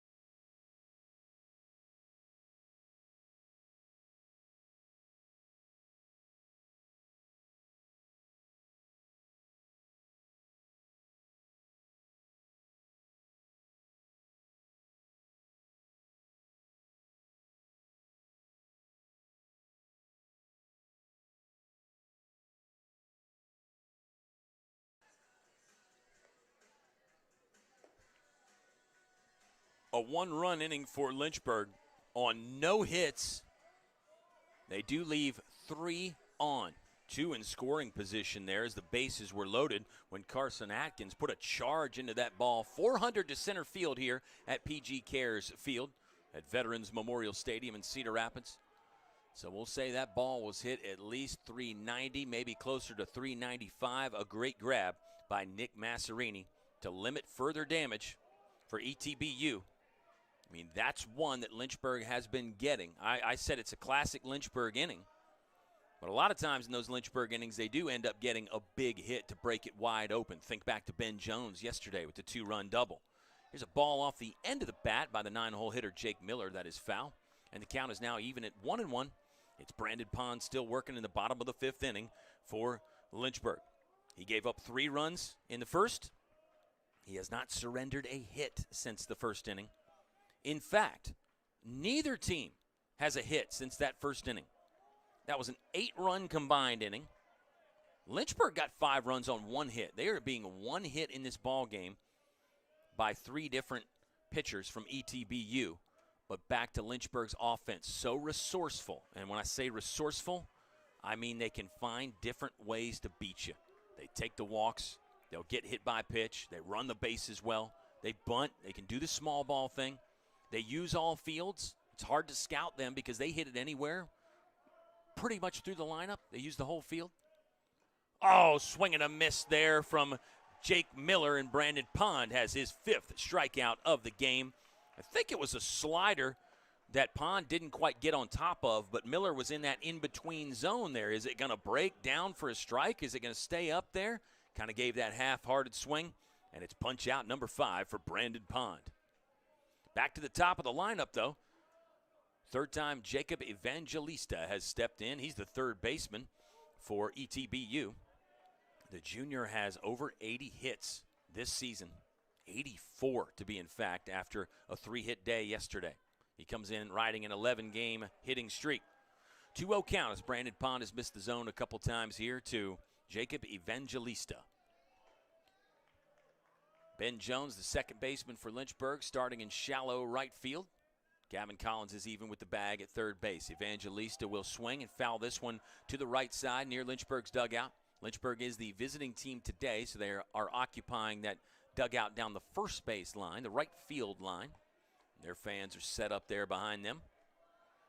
And I'll point out again, Lynchburg fans have traveled well, and we love this support we're getting on the broadcast here. Thank you so much for making it happen. If you're doing the audio and video thing, that's awesome too, that you're going the extra mile to be here with us. Pitch from Brandon Pond just off the plate. That was one that was probably in between the left-handed batter's box and the black of the plate there, but it is ball 3. 3-1 count. Pond working out of the windup with 1 out. Here's the windup. That one is low for ball 4. That is the 2nd free pass that Brandon Pond has issued, and they're both to the leadoff man, Jacob Evangelista. So 2 walks for Evangelista. He's on board for the 2nd time tonight. Carson Wilson, the 2nd baseman, a junior wearing number 12, is 0 for 2. Flew out to right center, grounded out to the shortstop. Brandon Pond back to the windup. He has not had to do this in a little while. Go back to the 3rd inning where Gavin Collins made that error that allowed Ben Lee to get on 2nd. It's the last time Brandon Pond had to get in the stretch position, the set position, whatever preferred term you like. 0-0 count. Pond threw over to first one time to keep an eye on Evangelista, who does have a stolen base in this game. Holden Fiedler had a nice caught stealing at 2nd base yesterday against Wisconsin lacrosse. That's good to see. And that puts the other teams on notice at the tournament. Hey, this catcher throws pretty good, quick release, those kinds of things. Yes, you've done your scouting, obviously, but when you see it in person, when you give it the eye test, sometimes that can give you pause a little bit as far as the running game. Zach Potts picked a runner off yesterday as well. That helps too. Brandon Pond has picked a runner off right here. Great snap throw by Pondo over to first base. Good grab by Eric Hyatt over there to apply the tag on Jacob Evangelista. Looked like Evangelista was kind of trying to do that new school lead where you bounce off a little bit from time to time. You try to get some action before the pitcher picks the leg up. And this time, Brandon Pond timed him up and picked him off. It was a longer hold there from Brandon Pond, and now we've got 2 outs. Pond has yet to throw a pitch to Carson Wilson. Great job controlling the running game by Brandon Pond. And that is one that I think some pitchers don't have that part of their game. They want to get up there and throw cheddar. They want to get up there and snap nasty breaking balls, but you got to control the running game too. Brandon Garcia, Hollywood, just blitzing one across the diamond on a ground ball for the final out of the 5th inning. So it's not a true 3-up, 3-down inning, but Brandon Pond only needs to face 3 to get Lynchburg back in the dugout. Let's see if the Hornets can add on. They lead 6-3 through 4.5 here through 5 complete. I'm sorry, fans. We're already into the 6th inning here at PG Cares Field in Cedar Rapids, Iowa.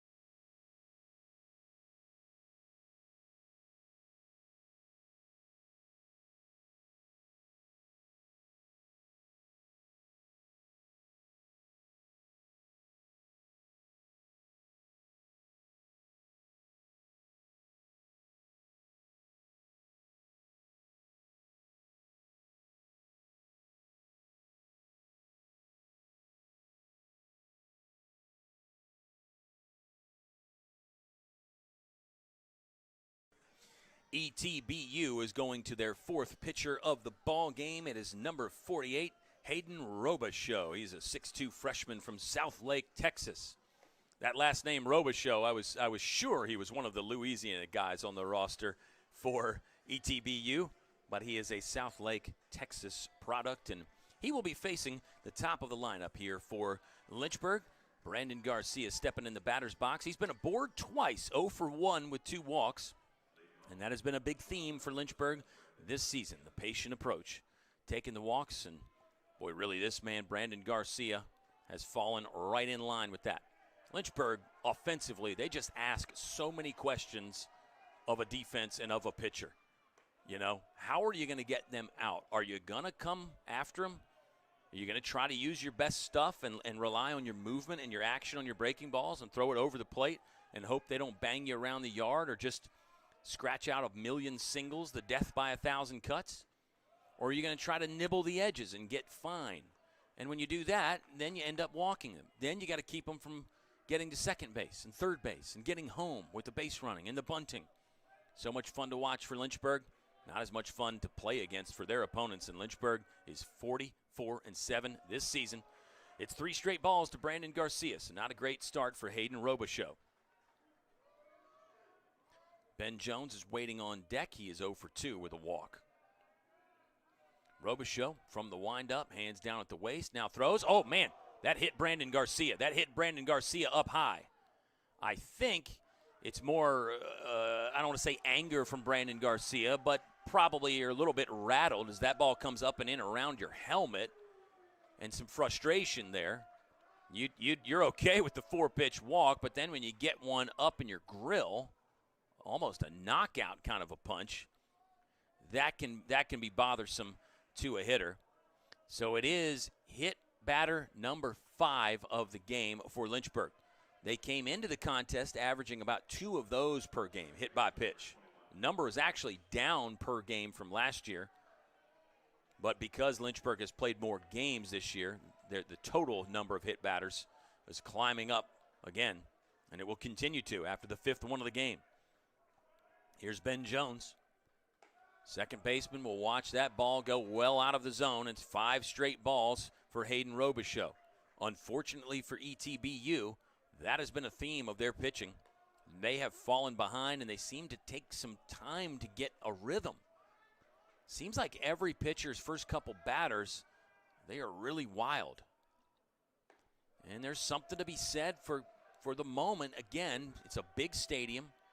I don't think the quality of the mound has anything to do with it. I don't think it's like they're having trouble getting used to the footing or the landing area out there.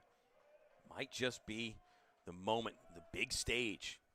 Lynchburg taking center stage as the nightcap game, back-to-back nights. 3-0 count, 7 balls in a row for Hayden Robichaux. I think Ben Jones might still have the green light right here from Coach Lucas Jones. Typically, it would be a straight take for most hitters, but maybe not for Ben Jones. Doesn't matter. That one is wide right, and it's 8 balls in a row.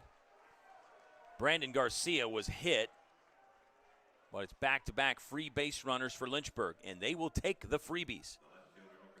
They win the freebie war. So that's something that coaches track, you know. How many walks, hit by pitch do we get? Maybe some coaches will throw in the errors and some of those other little statistical things in that freebie war tale of the tape. Lynchburg, one of the absolute best in the nation at winning the freebie war and getting on in a variety of ways. Here comes a mound visit. Unfortunately for Hayden Robichaux, it is going to be a short appearance in this ball game. 2 batters, 8 pitches. He is gone, and we'll get a new slinger from East Texas Baptist in just a moment. Lynchburg leading 6-3. We're in the top of the 6th inning. When we return, there will be runners on first and second with nobody out for Avery Neves. That's coming up next on the Lynchburg Hornets Sports Network.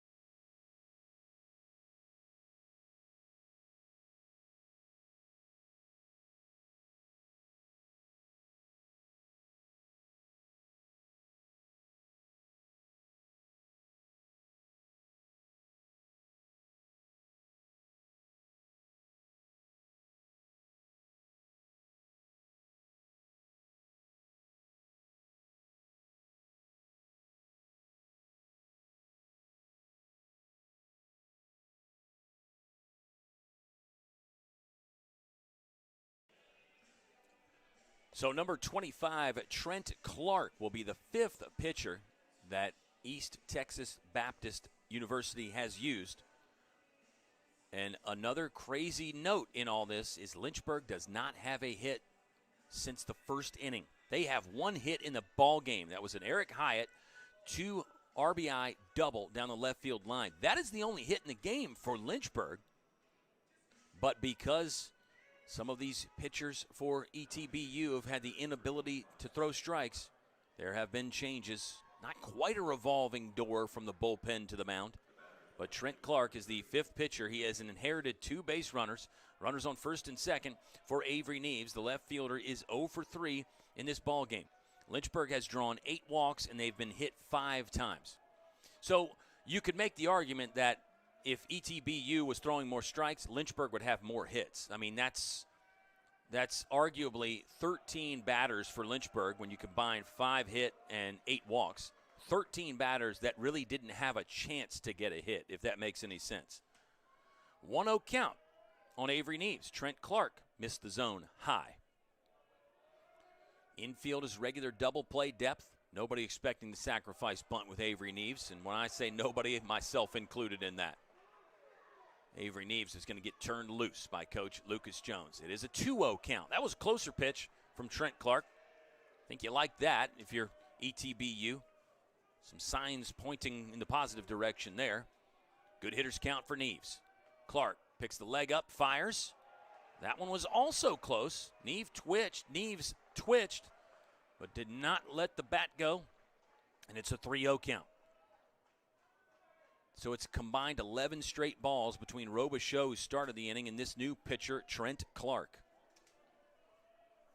Lynchburg puts you under pressure. The moment puts you under some extra pressure. Clark does find the zone there. So it's a 3-1 count.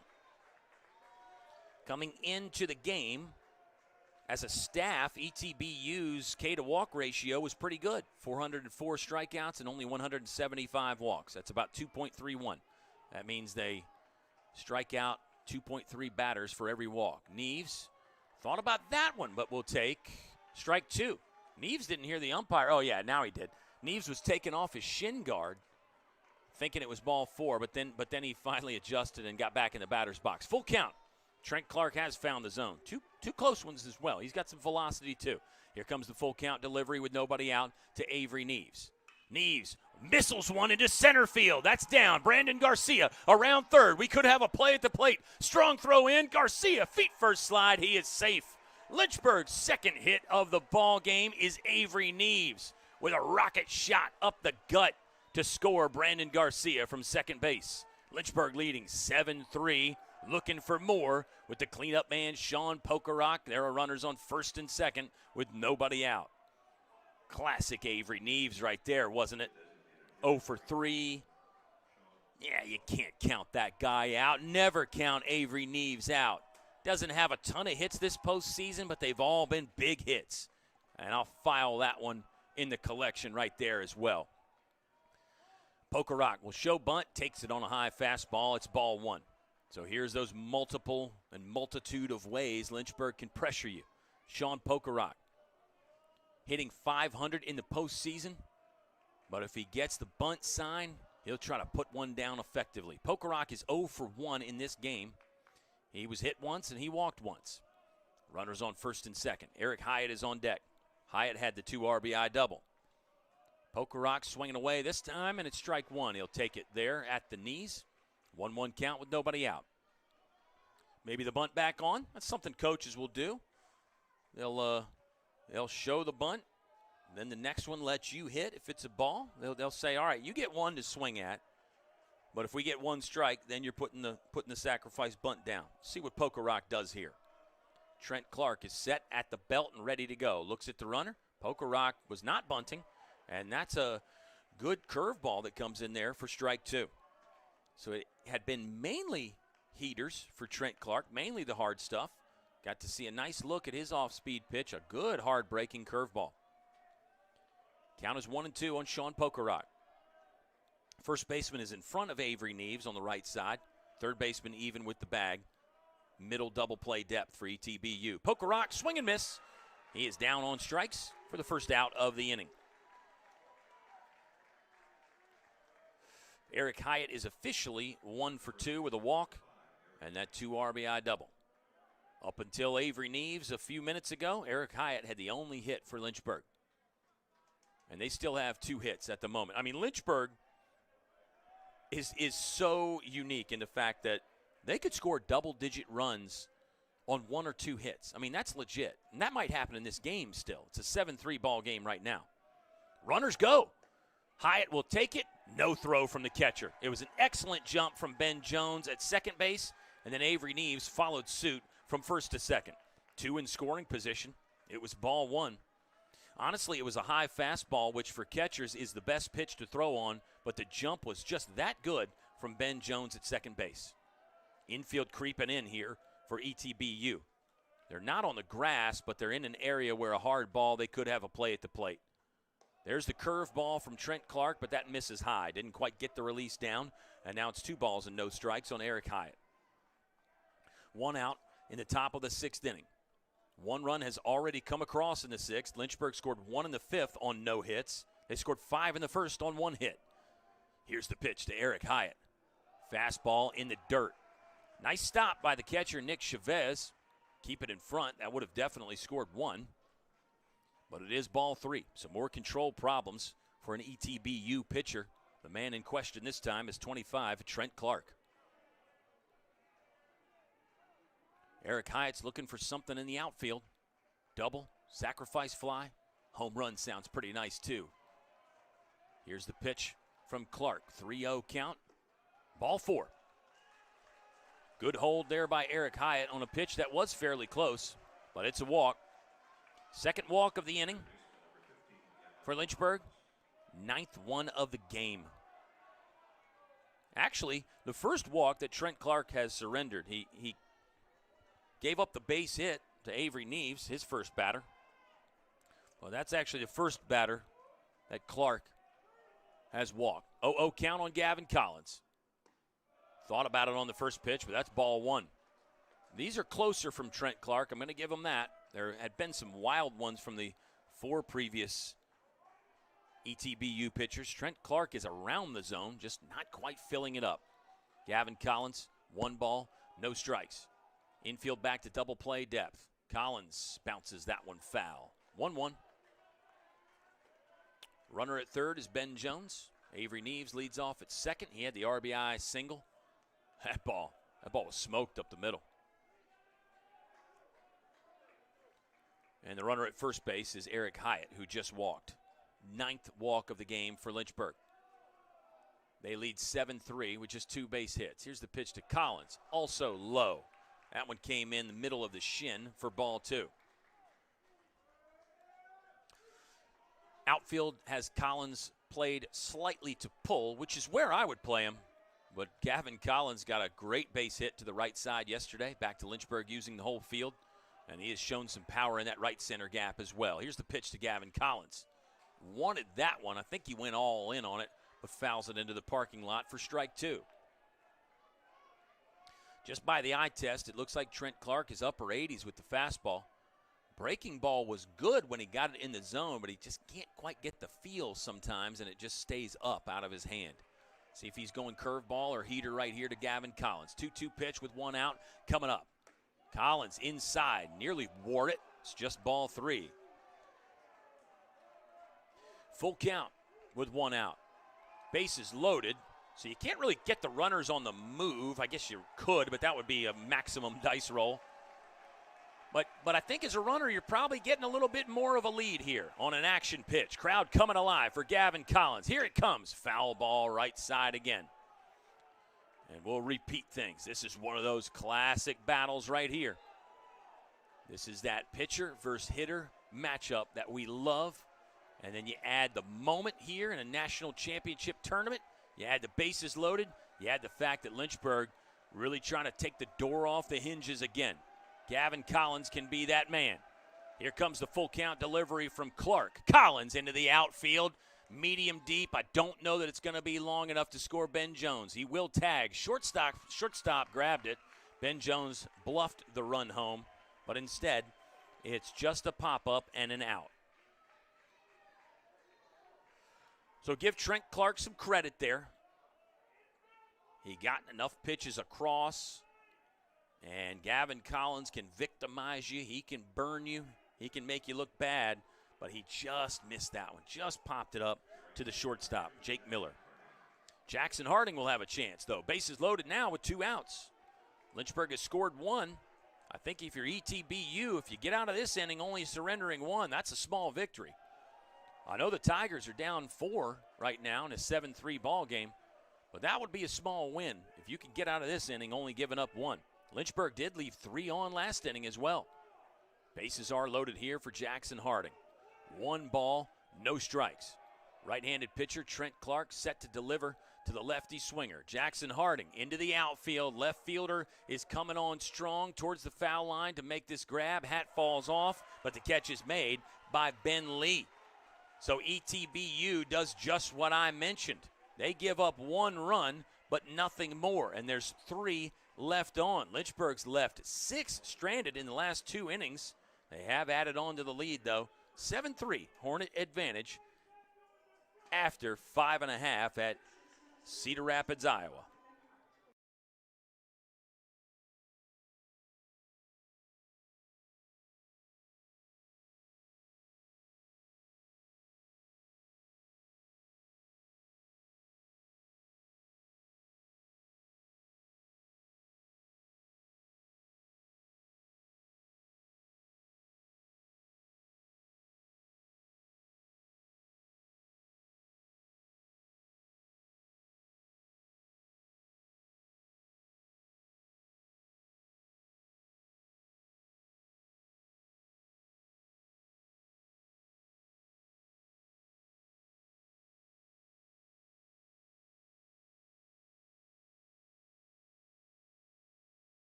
It ends up being a 6th inning where Lynchburg sends 7 hitters to the plate. They do get 1 run on 1 hit. They leave 3 stranded. And, of course, anytime you leave the bases loaded, that means you left 2 in scoring position. Lynchburg has left 5 in scoring position tonight. But they lead 7-3. I hesitate to call it a missed opportunity for Lynchburg because I'm the kind of guy I tend to give credit to the pitcher and the defense for making good pitches and making good plays.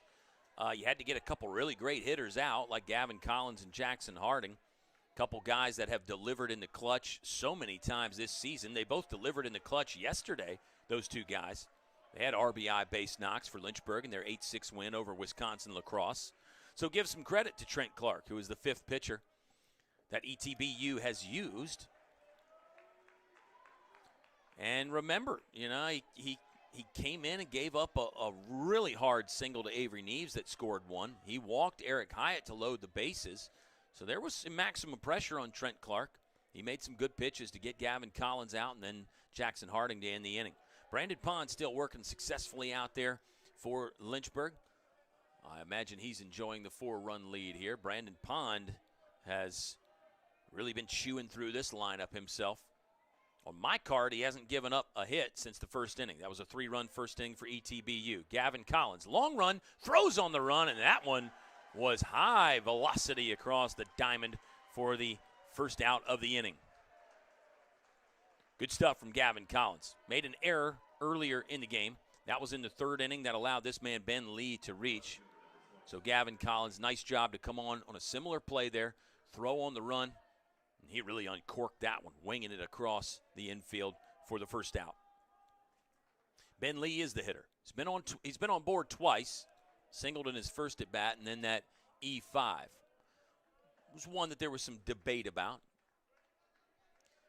Official scorer Carolyn Inskeep and myself would be looking at each other on that one, doing the gestures, shaking our heads, not sure what to call it. One of those. I called it an error on Gavin Collins. I think, he came up with it clean, and he was throwing on the run. I think a good throw gets this man, Ben Lee, who was hustling down the line, and he ended up getting to second. 1-2 count, on Ben Lee. Brandon Pond out of the windup here. See what Pondo's going with. Slider, fastball, maybe something else. Away target from Fiedler. Ball in the dirt, taken for ball 2. I think that was the electric slider from Brandon Pond. So good. So good. 2 years ago, that slider was in the mid to upper 80s sometimes from Brandon Pond. Velo's dropped a little bit, but I'll tell you, tonight he might have the vintage stuff going again, at least by my personal eye test. And another guy that is so much fun to get to know, Brandon Pond. You can read out the numbers from his career in this season, and that's fun to do. But just a really cool guy to talk about and interact with. Umpire's going to tell Brandon Pond to take a pause here for a minute. I think that last foul ball was still rattling free, but we're good to go now.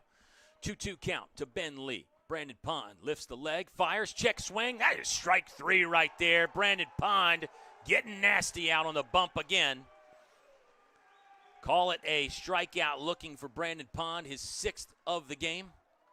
Umpire's going to have a little word with Brandon Pond about maybe some of the celebration there. We know Brandon Pond pitches with passion. He wears the heart on the sleeve out there. He's not afraid to get into it a little bit. And to me, I don't think anything Brandon Pond was doing was directed at anybody from ETBU. But I think the umpires doing their best to establish some order and make sure nothing gets out of hand. So I don't mind the ump just walking out there saying, hey, that's enough. We're good on that. 1-1 count. As Brandon Pond got another half-hearted check swing, this time from Brett Wagner. There's 2 outs. Oh, man, Brandon Pond's cooking. He's picked up the pace. Another check swing. I mean, Brett Wagner, he's getting the bat off his shoulder, but the ball is just disappearing. Let's see if Pond makes it disappear again. Here we go. Swing and a miss for Pondo. Ball in the dirt, but Wagner's not even going to attempt to run to first. Brandon Pond feeling it again here in the bottom of the 6th. Back-to-back punch-outs for Pondo. Yeah, let's see if the Hornets offense can get a little bit more here. We're through 6 complete. Lynchburg on top, 7-3 in Game 2 of the NCAA Division III Baseball Championships here in Cedar Rapids, Iowa.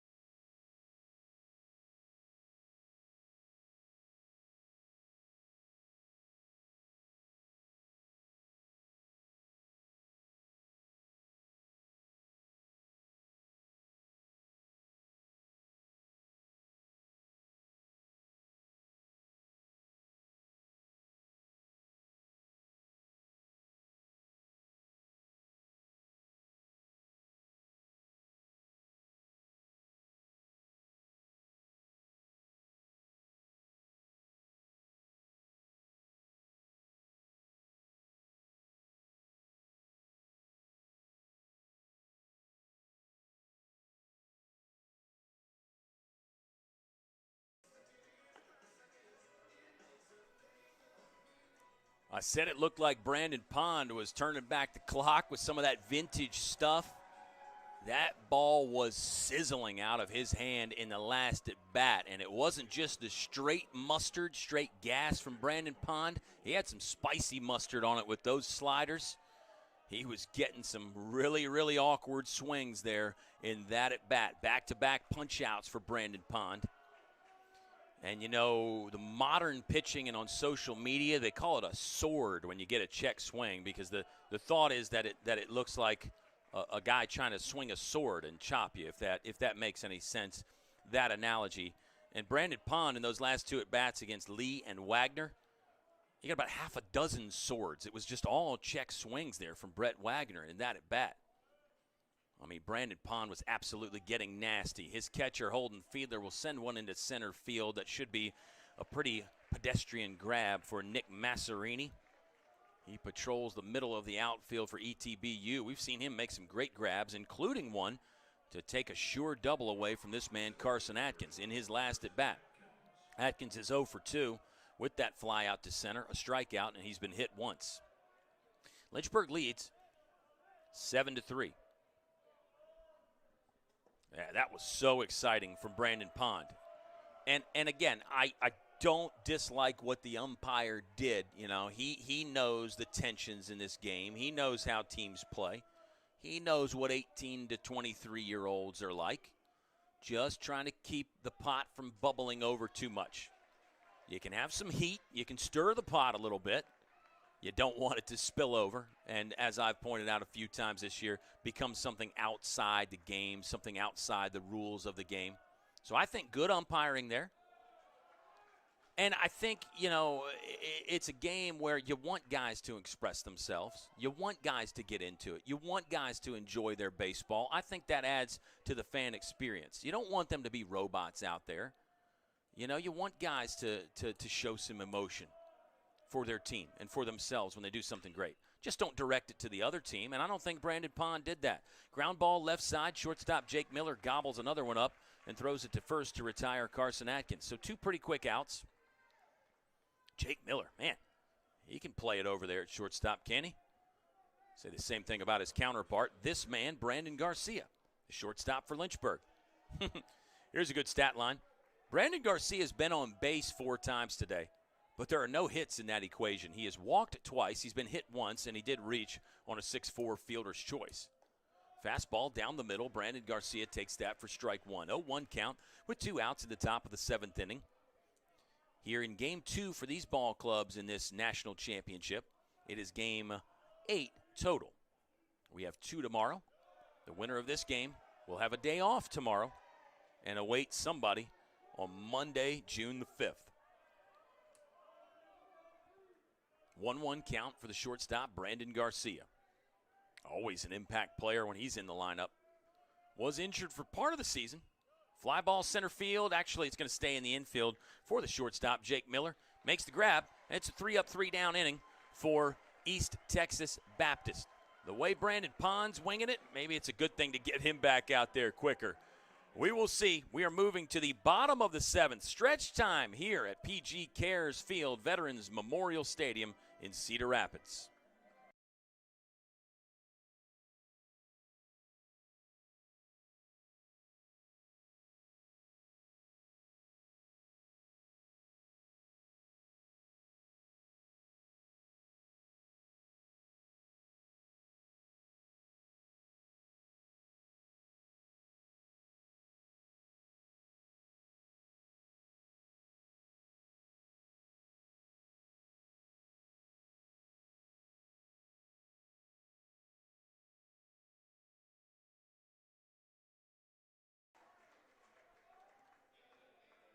Fun little moment there during our 7th inning stretch. The Lynchburg Hornets players who did not make the active roster were singing along with "Take Me Out to the Ball Game," and they were really getting into it. There were some opera singers that would be proud of the lungs and the vocal cords displayed there by the Lynchburg players.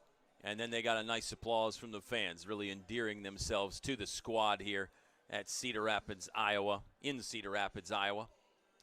And just to touch on that, the NCAA limits how many guys you can have in the dugout in these championship games. It was the same way in the Super Regional and the regional play, actually. And a lot of times in Division III baseball, the roster is pretty big. You might have 40 or 50 players on there. Shenandoah had a massive roster. But the NCAA cuts you down to 25. And that can be tough for a lot of players. It can be tough for a lot of teams because you might have a guy who's kind of a situational guy. Maybe you don't use him a lot, but there's a perfect situation for him, whether it's hitting, pitching, base running, defensive replacement kind of guy. And unfortunately, you can't bring him along. And so that's tough. Teams struggle with that. And you play so many games in a short amount of time, too. You limit a team's pitchers. That can be difficult as well. 0-1 count, and there's another swing and miss that Brandon Pond has induced, this time on Jace Jones. He was way out in front of the slider. 0-2 pitch coming up. Pond out of the windup to Jones. Another strikeout, making it 3 in a row. A trio of punch-outs for Brandon Pond. I said he was feeling it. Yes, he is. 8 strikeouts total. Pond is getting better as the game goes on. I can safely say that without hesitation, fans. Brandon Pond is getting nasty out there. The hitter will be the center fielder, Nick Masserini. He does have a hit off Brandon Pond. He's the last Tiger to get a base hit. Go back to the first inning for that. Now, Lynchburg's only got 1 hit since the first inning. It's been not a traditional pitcher's duel after a wild first inning, but definitely pitchers on display since then and really showing us some good stuff. Brandon Pond did miss the zone there. The count is 1 ball and 1 strike on Nick Masserini. Sophomore center fielder is 1 for 2. Flew out to center in his other at bat. He'll foul that one into the protective area in front of Lynchburg's dugout on the first base side. And now it's 1 ball and 2 strikes. Brandon Pond has walked 2. He's hit 1 as well and surrendered 3 base hits total. Here's a 2-strike pitch. Another foul ball. Good job by Masserini to stay alive. Nick Masserini entered the tournament hitting .342 with 3 homers, 6 doubles. Here comes a 1-2 offering from Brandon Pond. Wind up, lifts the left leg. Ground ball, right side. Ben Jones is there. Field center of his body. Throws sidearm to first base for the second out of the inning. So it breaks the string of strikeouts in a row for Brandon Pond, but I got a feeling he won't mind. Nice play by Ben Jones. The catcher, Nick Chavez, another sophomore, is up. It's 3 sophomores in the starting lineup for East Texas Baptist. We were in awe of Wisconsin lacrosse yesterday. They had 6 sophomores in their starting lineup, only 1 senior. That is a team to watch and be afraid of in years to come. Wisconsin lacrosse. They went 0-2 in this one, and they're on the way back to Wisconsin right now. Well, they might spend the night tonight. Shouldn't assume they're heading back tonight. Only a 3-hour trip, though. 2-0 count. Brandon Pond has missed to Nick Chavez, the catcher. He's 0 for 2 with a strikeout and a fly out to right. Here's the pitch from Brandon Pond. Ground ball in front. Holden Fiedler, the catcher, out to field, ditches the mask, throws to first, and it's a 3-up, 3-down inning. Brandon Pond still cooking out there for Lynchburg. Let's see if the Hornets can add some insurance as we are getting ready for the top of the 8th inning.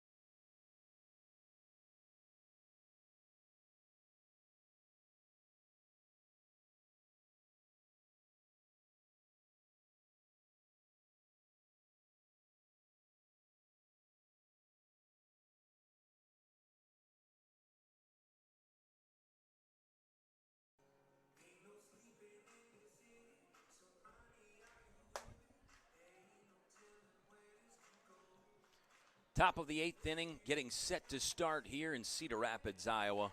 It's the 2023 D3 Baseball Championships. Lynchburg leading East Texas Baptist University 7-3. Lynchburg scored 5 in the top of the first inning on 1 hit. ETBU answered with 3 in their half of the first. They have not had a base hit since then. Lynchburg's only got 1 hit. That was in the 6th inning. And the Hornets did score 1 in the 5th, 1 in the 6th. Lynchburg, yeah, you've got it right. It's 7 runs on just 2 hits, but they have taken 9 walks, and they have been hit 5 times. Ben Jones has taken a couple walks. He is 0 for 2 with a strikeout and flew out to left field. Benny Bombs is the leadoff man in the 8th inning here, facing Trent Clark, 5th pitcher that ETBU has used. 0-1 count here on Ben Jones, the freshman from Durham, North Carolina. He's been impressive all season. His postseason run has been very, very fun to watch. Ben Jones, it's 5 extra base hits in the postseason. Oh, it's now 6 after the double yesterday. Yeah, I beg your pardon. It's 4 doubles and 2 home runs in postseason play for Ben Jones. He's hitting right at 300 in postseason play. Swung on that one. It was bottoming out, and I think went under his bat for strike 2. 1-2 count with nobody out. Of course, Avery Neves is on deck. He singled and drove in 1 in his last plate appearance. He was actually the first batter that Trent Clark, the pitcher for ETBU, faced. Fastball inside for ball 2. Feels like another tight zone. Yesterday we were commenting that the zone felt maybe a little smaller than average, but you know, after the game, talking to Holden Fiedler, the catcher for Lynchburg, he said, no, it was a pretty good zone. It was pretty much black to black on the plate, knees to letters, and it was very consistent. Holden Fiedler was complimentary of the zone yesterday. Ben Jones has been hit by a pitch. That was a breaking ball that kind of went into his front leg. So that is now hit batter number 6 for Lynchburg.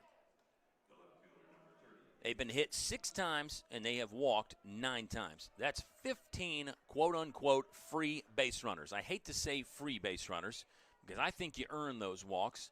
And you have to earn those hit by pitch sometimes, too. You certainly pay the price physically. There is a pain element to getting hit by a pitch. Yeah, there's some ways you can make it not as bad. You can kind of roll with the punches like a boxer would. You can try to get hit on some meaty parts rather than the bones, but it still hurts. Fastball in the other batter's box for ball 1 to Avery Neves. Ben Jones leads off at first base. Lynchburg sporting a 7-3 advantage. A little cushion never hurt. Plus, if you can get the bats to heat up, I think you'd love that for Lynchburg. Avery Neves thought about swinging at a high heater, but that's ball 2. And back to a point that I made earlier, baseball fans. Lynchburg has had 15 times where they didn't really have a chance to get a base hit based on getting hit or the walk. 2-0 count here for Avery Neves. All-American was in go mode there, but he fouls it away. 2-1.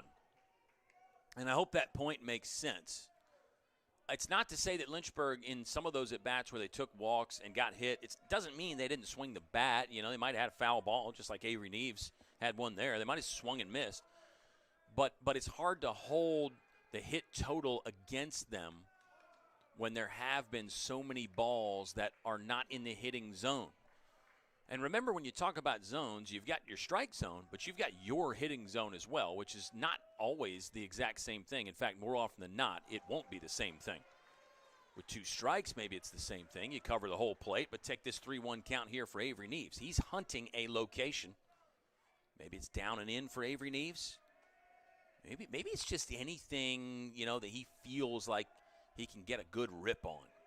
Maybe anything around the belt, thigh high here. Here comes the pitch. That was thigh high, but well inside. In fact, it almost hit Avery Neves, and it was another one like a few walks we've seen today. We probably could have worn it right in the thigh and taken a hit by pitch, but it's ball 4 anyway. 10th walk of the game for ETBU. They have issued 10 free passes. Great discipline by Lynchburg.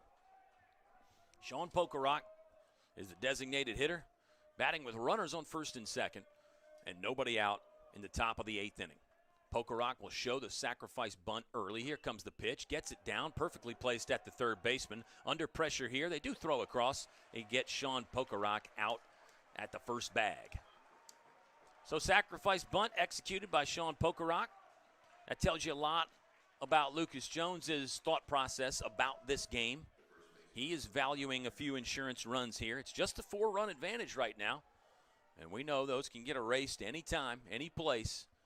And when you're on this stage with the quality of this competition, yeah, the ETBU Tigers are a team. They can explode for a big inning.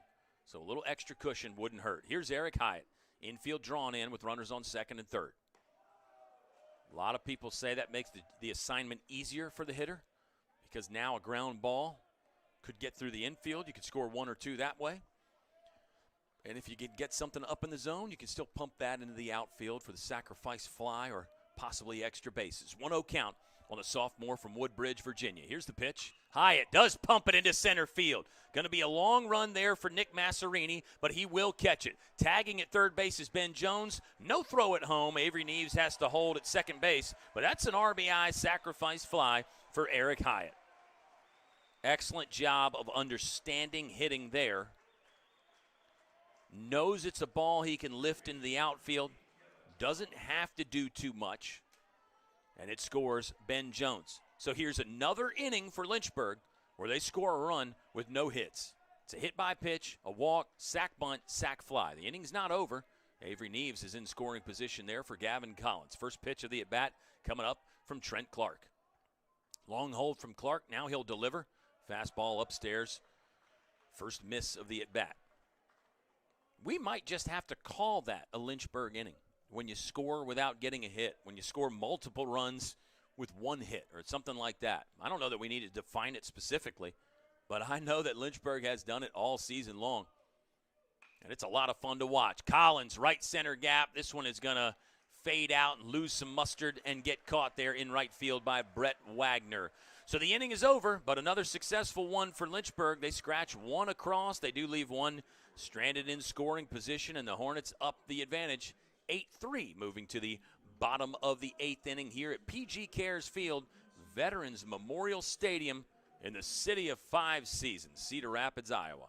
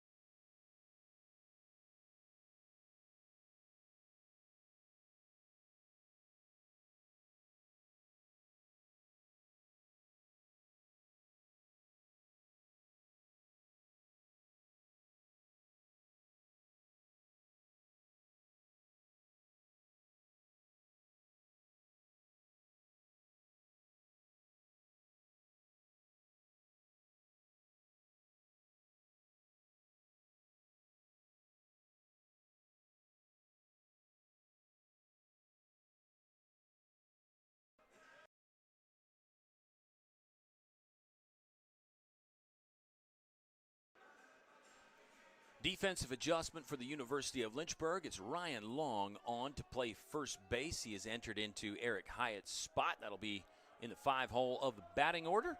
Should that come around again. And Lynchburg is the visiting team, so they will get to hit in the top of the 9th. We are in the bottom of the 8th inning. Lynchburg sporting the 8-3 advantage. 5 runs in the first for Lynchburg on 1 hit. Donuts in 2, 3, and 4. They scored 1 run in the 5th, 1 in the 6th. They were blanked in the 7th, and then 1 run there in the 8th inning without getting a base hit. Lynchburg has left in total 10 runners on base, and they've left 6 in scoring position. So a few quote-unquote missed opportunities. 0-2 count on Jake Miller for Brandon Pond. Pond will get a swing. Soft liner into right field. Jackson Harding into the gap to make the grab for out number 1. Top of the lineup, back up for ETBU. This is Jacob Evangelista. So Lynchburg's left 6 in scoring position. And you could argue you gotta deliver a little bit more there. But I think this Lynchburg team, in classic fashion for the Hornets, has found a way to fight and pressure the defense, pressure the pitchers, find ways to score runs. And they've got themselves staked to a 5-run advantage now. And they've got Brandon Pond absolutely cooking on the mound. He's used the spicy mustard. He's used the extra cheddar. He's done it all. Stir the pot a little bit for Brandon Pond. Line drive that Ben Jones took out of the sky. Almost became self-defense there for Ben Jones as that ball was ripped in his direction. But he makes the grab for out number 2. So give Jacob Evangelista some credit for hitting the ball hard. But when Brandon Pond's on, when a pitcher is on, you get some breaks like that. Some balls find you defensively. Umpire had something to say to the East Texas Baptist University dugout. You'd seen the umpire address Brandon Pond about some of his emotion that he was showing. Fastball for a strike from Brandon Pond to Carson Wilson. There's 2 outs pretty quickly. I mean, Brandon Pond has worked some quick innings. Here comes the pitch from the righty. Fly ball, center field. Infielders are going to give chase as well. Brandon Garcia waving the arms, calling it. He's under it, and it's a very quick bottom of the 8th inning. I didn't even get started talking about how Brandon Pond is cooking. It's like short order. It's fast food and fine dining combined for Brandon Pond tonight. He's doing it. Chef's kiss right here for the University of Lynchburg. Let's see if they can add to the lead in the top of the 9th inning.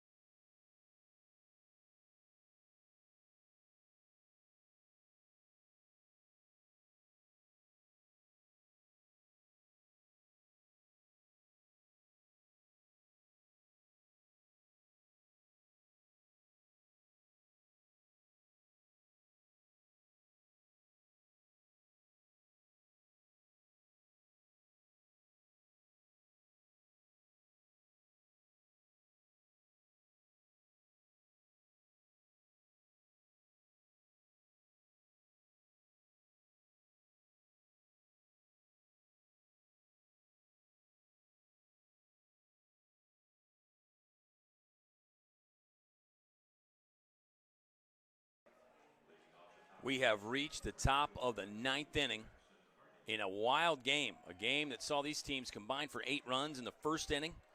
Pitchers locked in, specifically Brandon Pond. Can't wait to talk about him more in the bottom of the 9th, but let's see if his ball club can add a little bit more insurance for Brandon Pond, who is turning back the clock to the vintage 2021 Brandon Pond, the pitcher of the year, Brandon Pond. He's been getting better all season long. He mentioned that, there were some times I probably could have been a little bit more patient. I thought I was just going to have the vintage stuff right away, but it didn't work like that. But I think Brandon Pond has just got such a great attitude. He puts in the hard work. He is a competitor, man. You are seeing that on display in this one. Jackson Harding, speaking of competitors. Love what he brings to the table. He's working with a 1-2 count on Trent Clark, who's still out there. I think if you go by batters faced, Trent Clark has actually been out there longest for ETBU. It's a little tip of the cap here for Trent Clark. The righty will wheel one into Jackson Harding. Good breaking ball there for a strike. Jackson Harding could not pull the trigger. That's a strikeout looking for Jackson Harding, and that's not easy to do. It'll bring up the catcher, Holden Fiedler. Holden Fiedler has reached twice, and he featured in that first inning. It was a ground ball up the middle that the shortstop, Jake Miller, got an out at second, but then trying to turn to double play himself. Missed the target at first, and Fiedler got on. A run scored. Guess what? Holden Fiedler's on again. First pitch, hack. Don't mind if I do. And that's a single up the gut for Holden Fiedler. He's also walked in this game. So combine that with a 3-for-4 day yesterday, and it seems like Holden Fiedler is enjoying the land of the tall corn here in eastern Iowa. You actually got to get out of town to see some corn. And because we're in early June, the corn actually isn't that tall yet. Corn's probably taller in Virginia right now. And that makes sense with the warmer climate. Might go in the ground a little bit earlier there in Virginia or North Carolina or Maryland or wherever you're listening. Swing and miss from Carson Atkins. Still looking for his first base hit of the tournament. What a time right here. 0-1 pitch coming up. Fastball downstairs for ball one. Holden Fiedler at first base. Lynchburg leading 8-3. Bullpen options will be ready, but I have a strong feeling that Brandon Pond is walking back out to that mound for the bottom of the ninth inning. Here's the pitch from Trent Clark, and that's a ball, 2-1. And it's one of those that, as a baseball fan, you can debate, and I would not question or second guess even for a millisecond the Lynchburg coaching staff. I think the decisions that they make are so spot on. It's always, Coach Travis Beasley and myself always talk about, it's an educated guess all the time in this game, whether it's calling pitches or when to make a change, et cetera, et cetera. But that Lynchburg coaching staff just seems to be very educated with their guesses. 2-2 pitch to Carson Atkins, swing and miss. That was a high heater that Atkins couldn't get to. And now there's two down in the top of the ninth inning. Here comes the leadoff man, Brandon Garcia. This will be the sixth time he stepped into the batter's box today. You run out of room on your score sheet for this Lynchburg team. They lead 8-3 right now. Brandon Garcia is 0 for 2 officially. He has walked twice, been hit by a pitch once, did have a fielder's choice. So he's actually been on the bases 4 times, but 0 for 2 on the record. And he's got an 0-1 count after fouling one straight back. Fiedler is the runner at first. Ben Jones waits on deck. Number 25 for ETBU, Trent Clark, looking in for the sign. Now he's set at the belt buckle and ready to go. Kicks and fires. Garcia into right field. This one will hang up long enough for the right fielder to make the grab. Brett Wagner is there. All right, let's see if Lynchburg can hold it down in the bottom of the ninth. They've got an 8-3 lead, looking for win number 2 in this 2023 Division III Baseball Championship. Don't miss the conclusion coming up next on the Lynchburg Hornets Sports Network.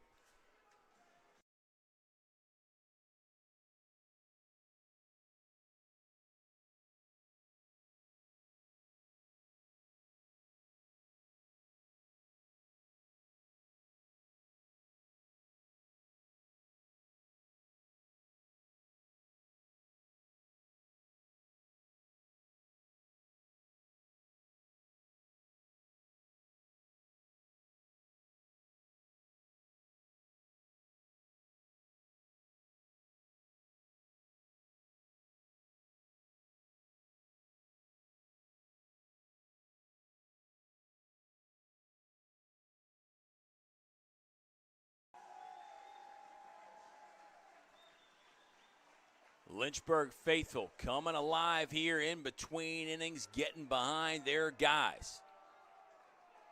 They're on their feet over there behind the Lynchburg dugout. I wonder if they'll just stay on their feet for the entire bottom of the ninth inning. It is Brandon Pond back out to the mound.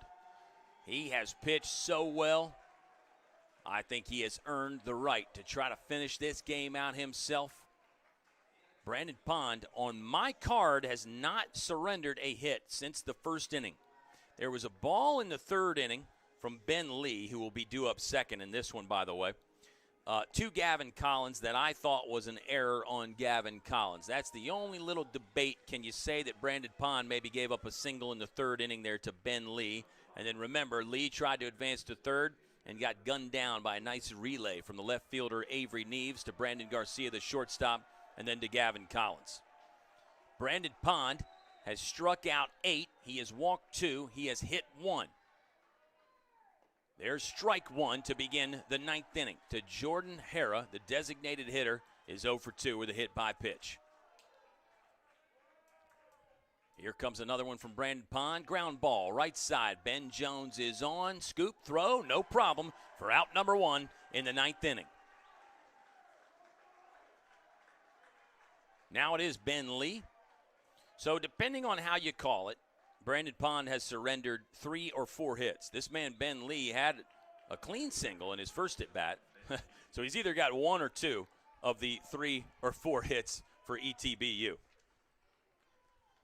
Little delay here as the umpire was waiting for Jordan Hara, who just got retired, to make his way back to the dugout. It was kind of a slow walk over there for Hara, and I think the umpire said, hey, we got to go. Speed it up a notch.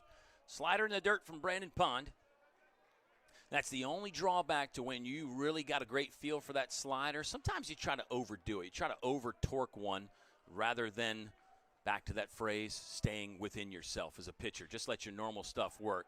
Fly ball, right side. Jackson Harding had to go back, twist it around slightly, but he's there for the grab. So how about this in the fourth inning, or the ninth inning rather? It's 4 pitches right now for Brandon Pond and 2 outs. I want to do the thing where I build it up and talk about how great Brandon Pond has been pitching, but it's early in the count swings for ETBU, which is probably just fine for Brandon Pond. After all, he's in the bottom of the ninth inning. Maybe he's tiring a bit, but you swing early and hit it right at the Lynchburg defense, who is making the plays.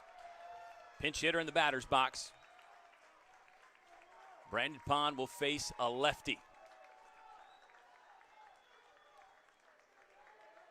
There are 2 outs in the bottom of the ninth. Lynchburg leading 8-3. Here's the first pitch from Brandon Pond. That missed for ball 1.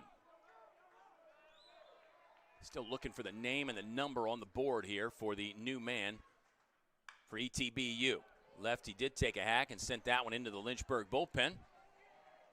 And now it's a 1-1 count. Will Kelly is the new hitter for the Tigers of East Texas Baptist. 8-3. Here comes a wind-up delivery from Brandon Pond. Ground ball right side, but that's also foul. And now it's a 1-2 count. Come on, Hornet fans. Get behind Brandon Pond right here.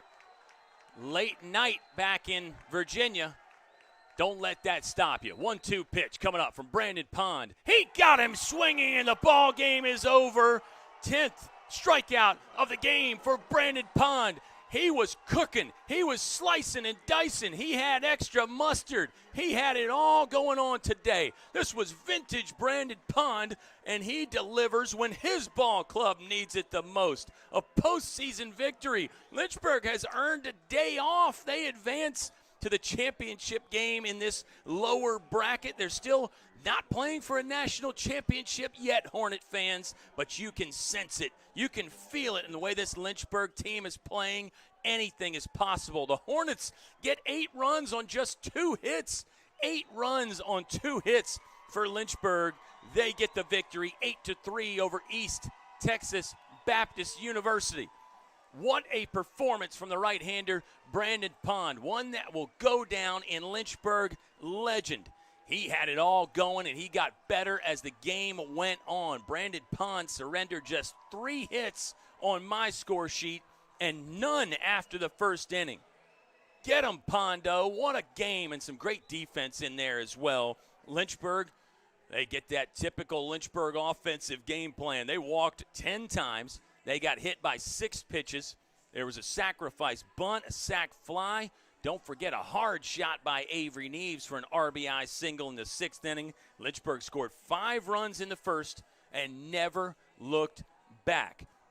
So here's the way the tournament is set up now for Lynchburg. They get a day off tomorrow to rest, recover, maybe enjoy themselves here in the Hawkeye State. A side trip to the Field of Dreams location, maybe in the cards for Lynchburg. And what happens for ETBU? Well, they go into the loser's bracket, and they have to play Salisbury tomorrow at 3 p.m. The winner of that game will then take on Lynchburg on Monday, and that is a game where Lynchburg only needs to win one.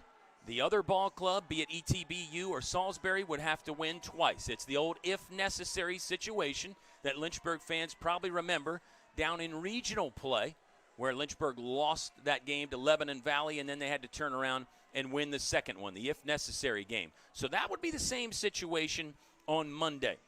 So just to reiterate, Lynchburg fans, the Hornets are off tomorrow.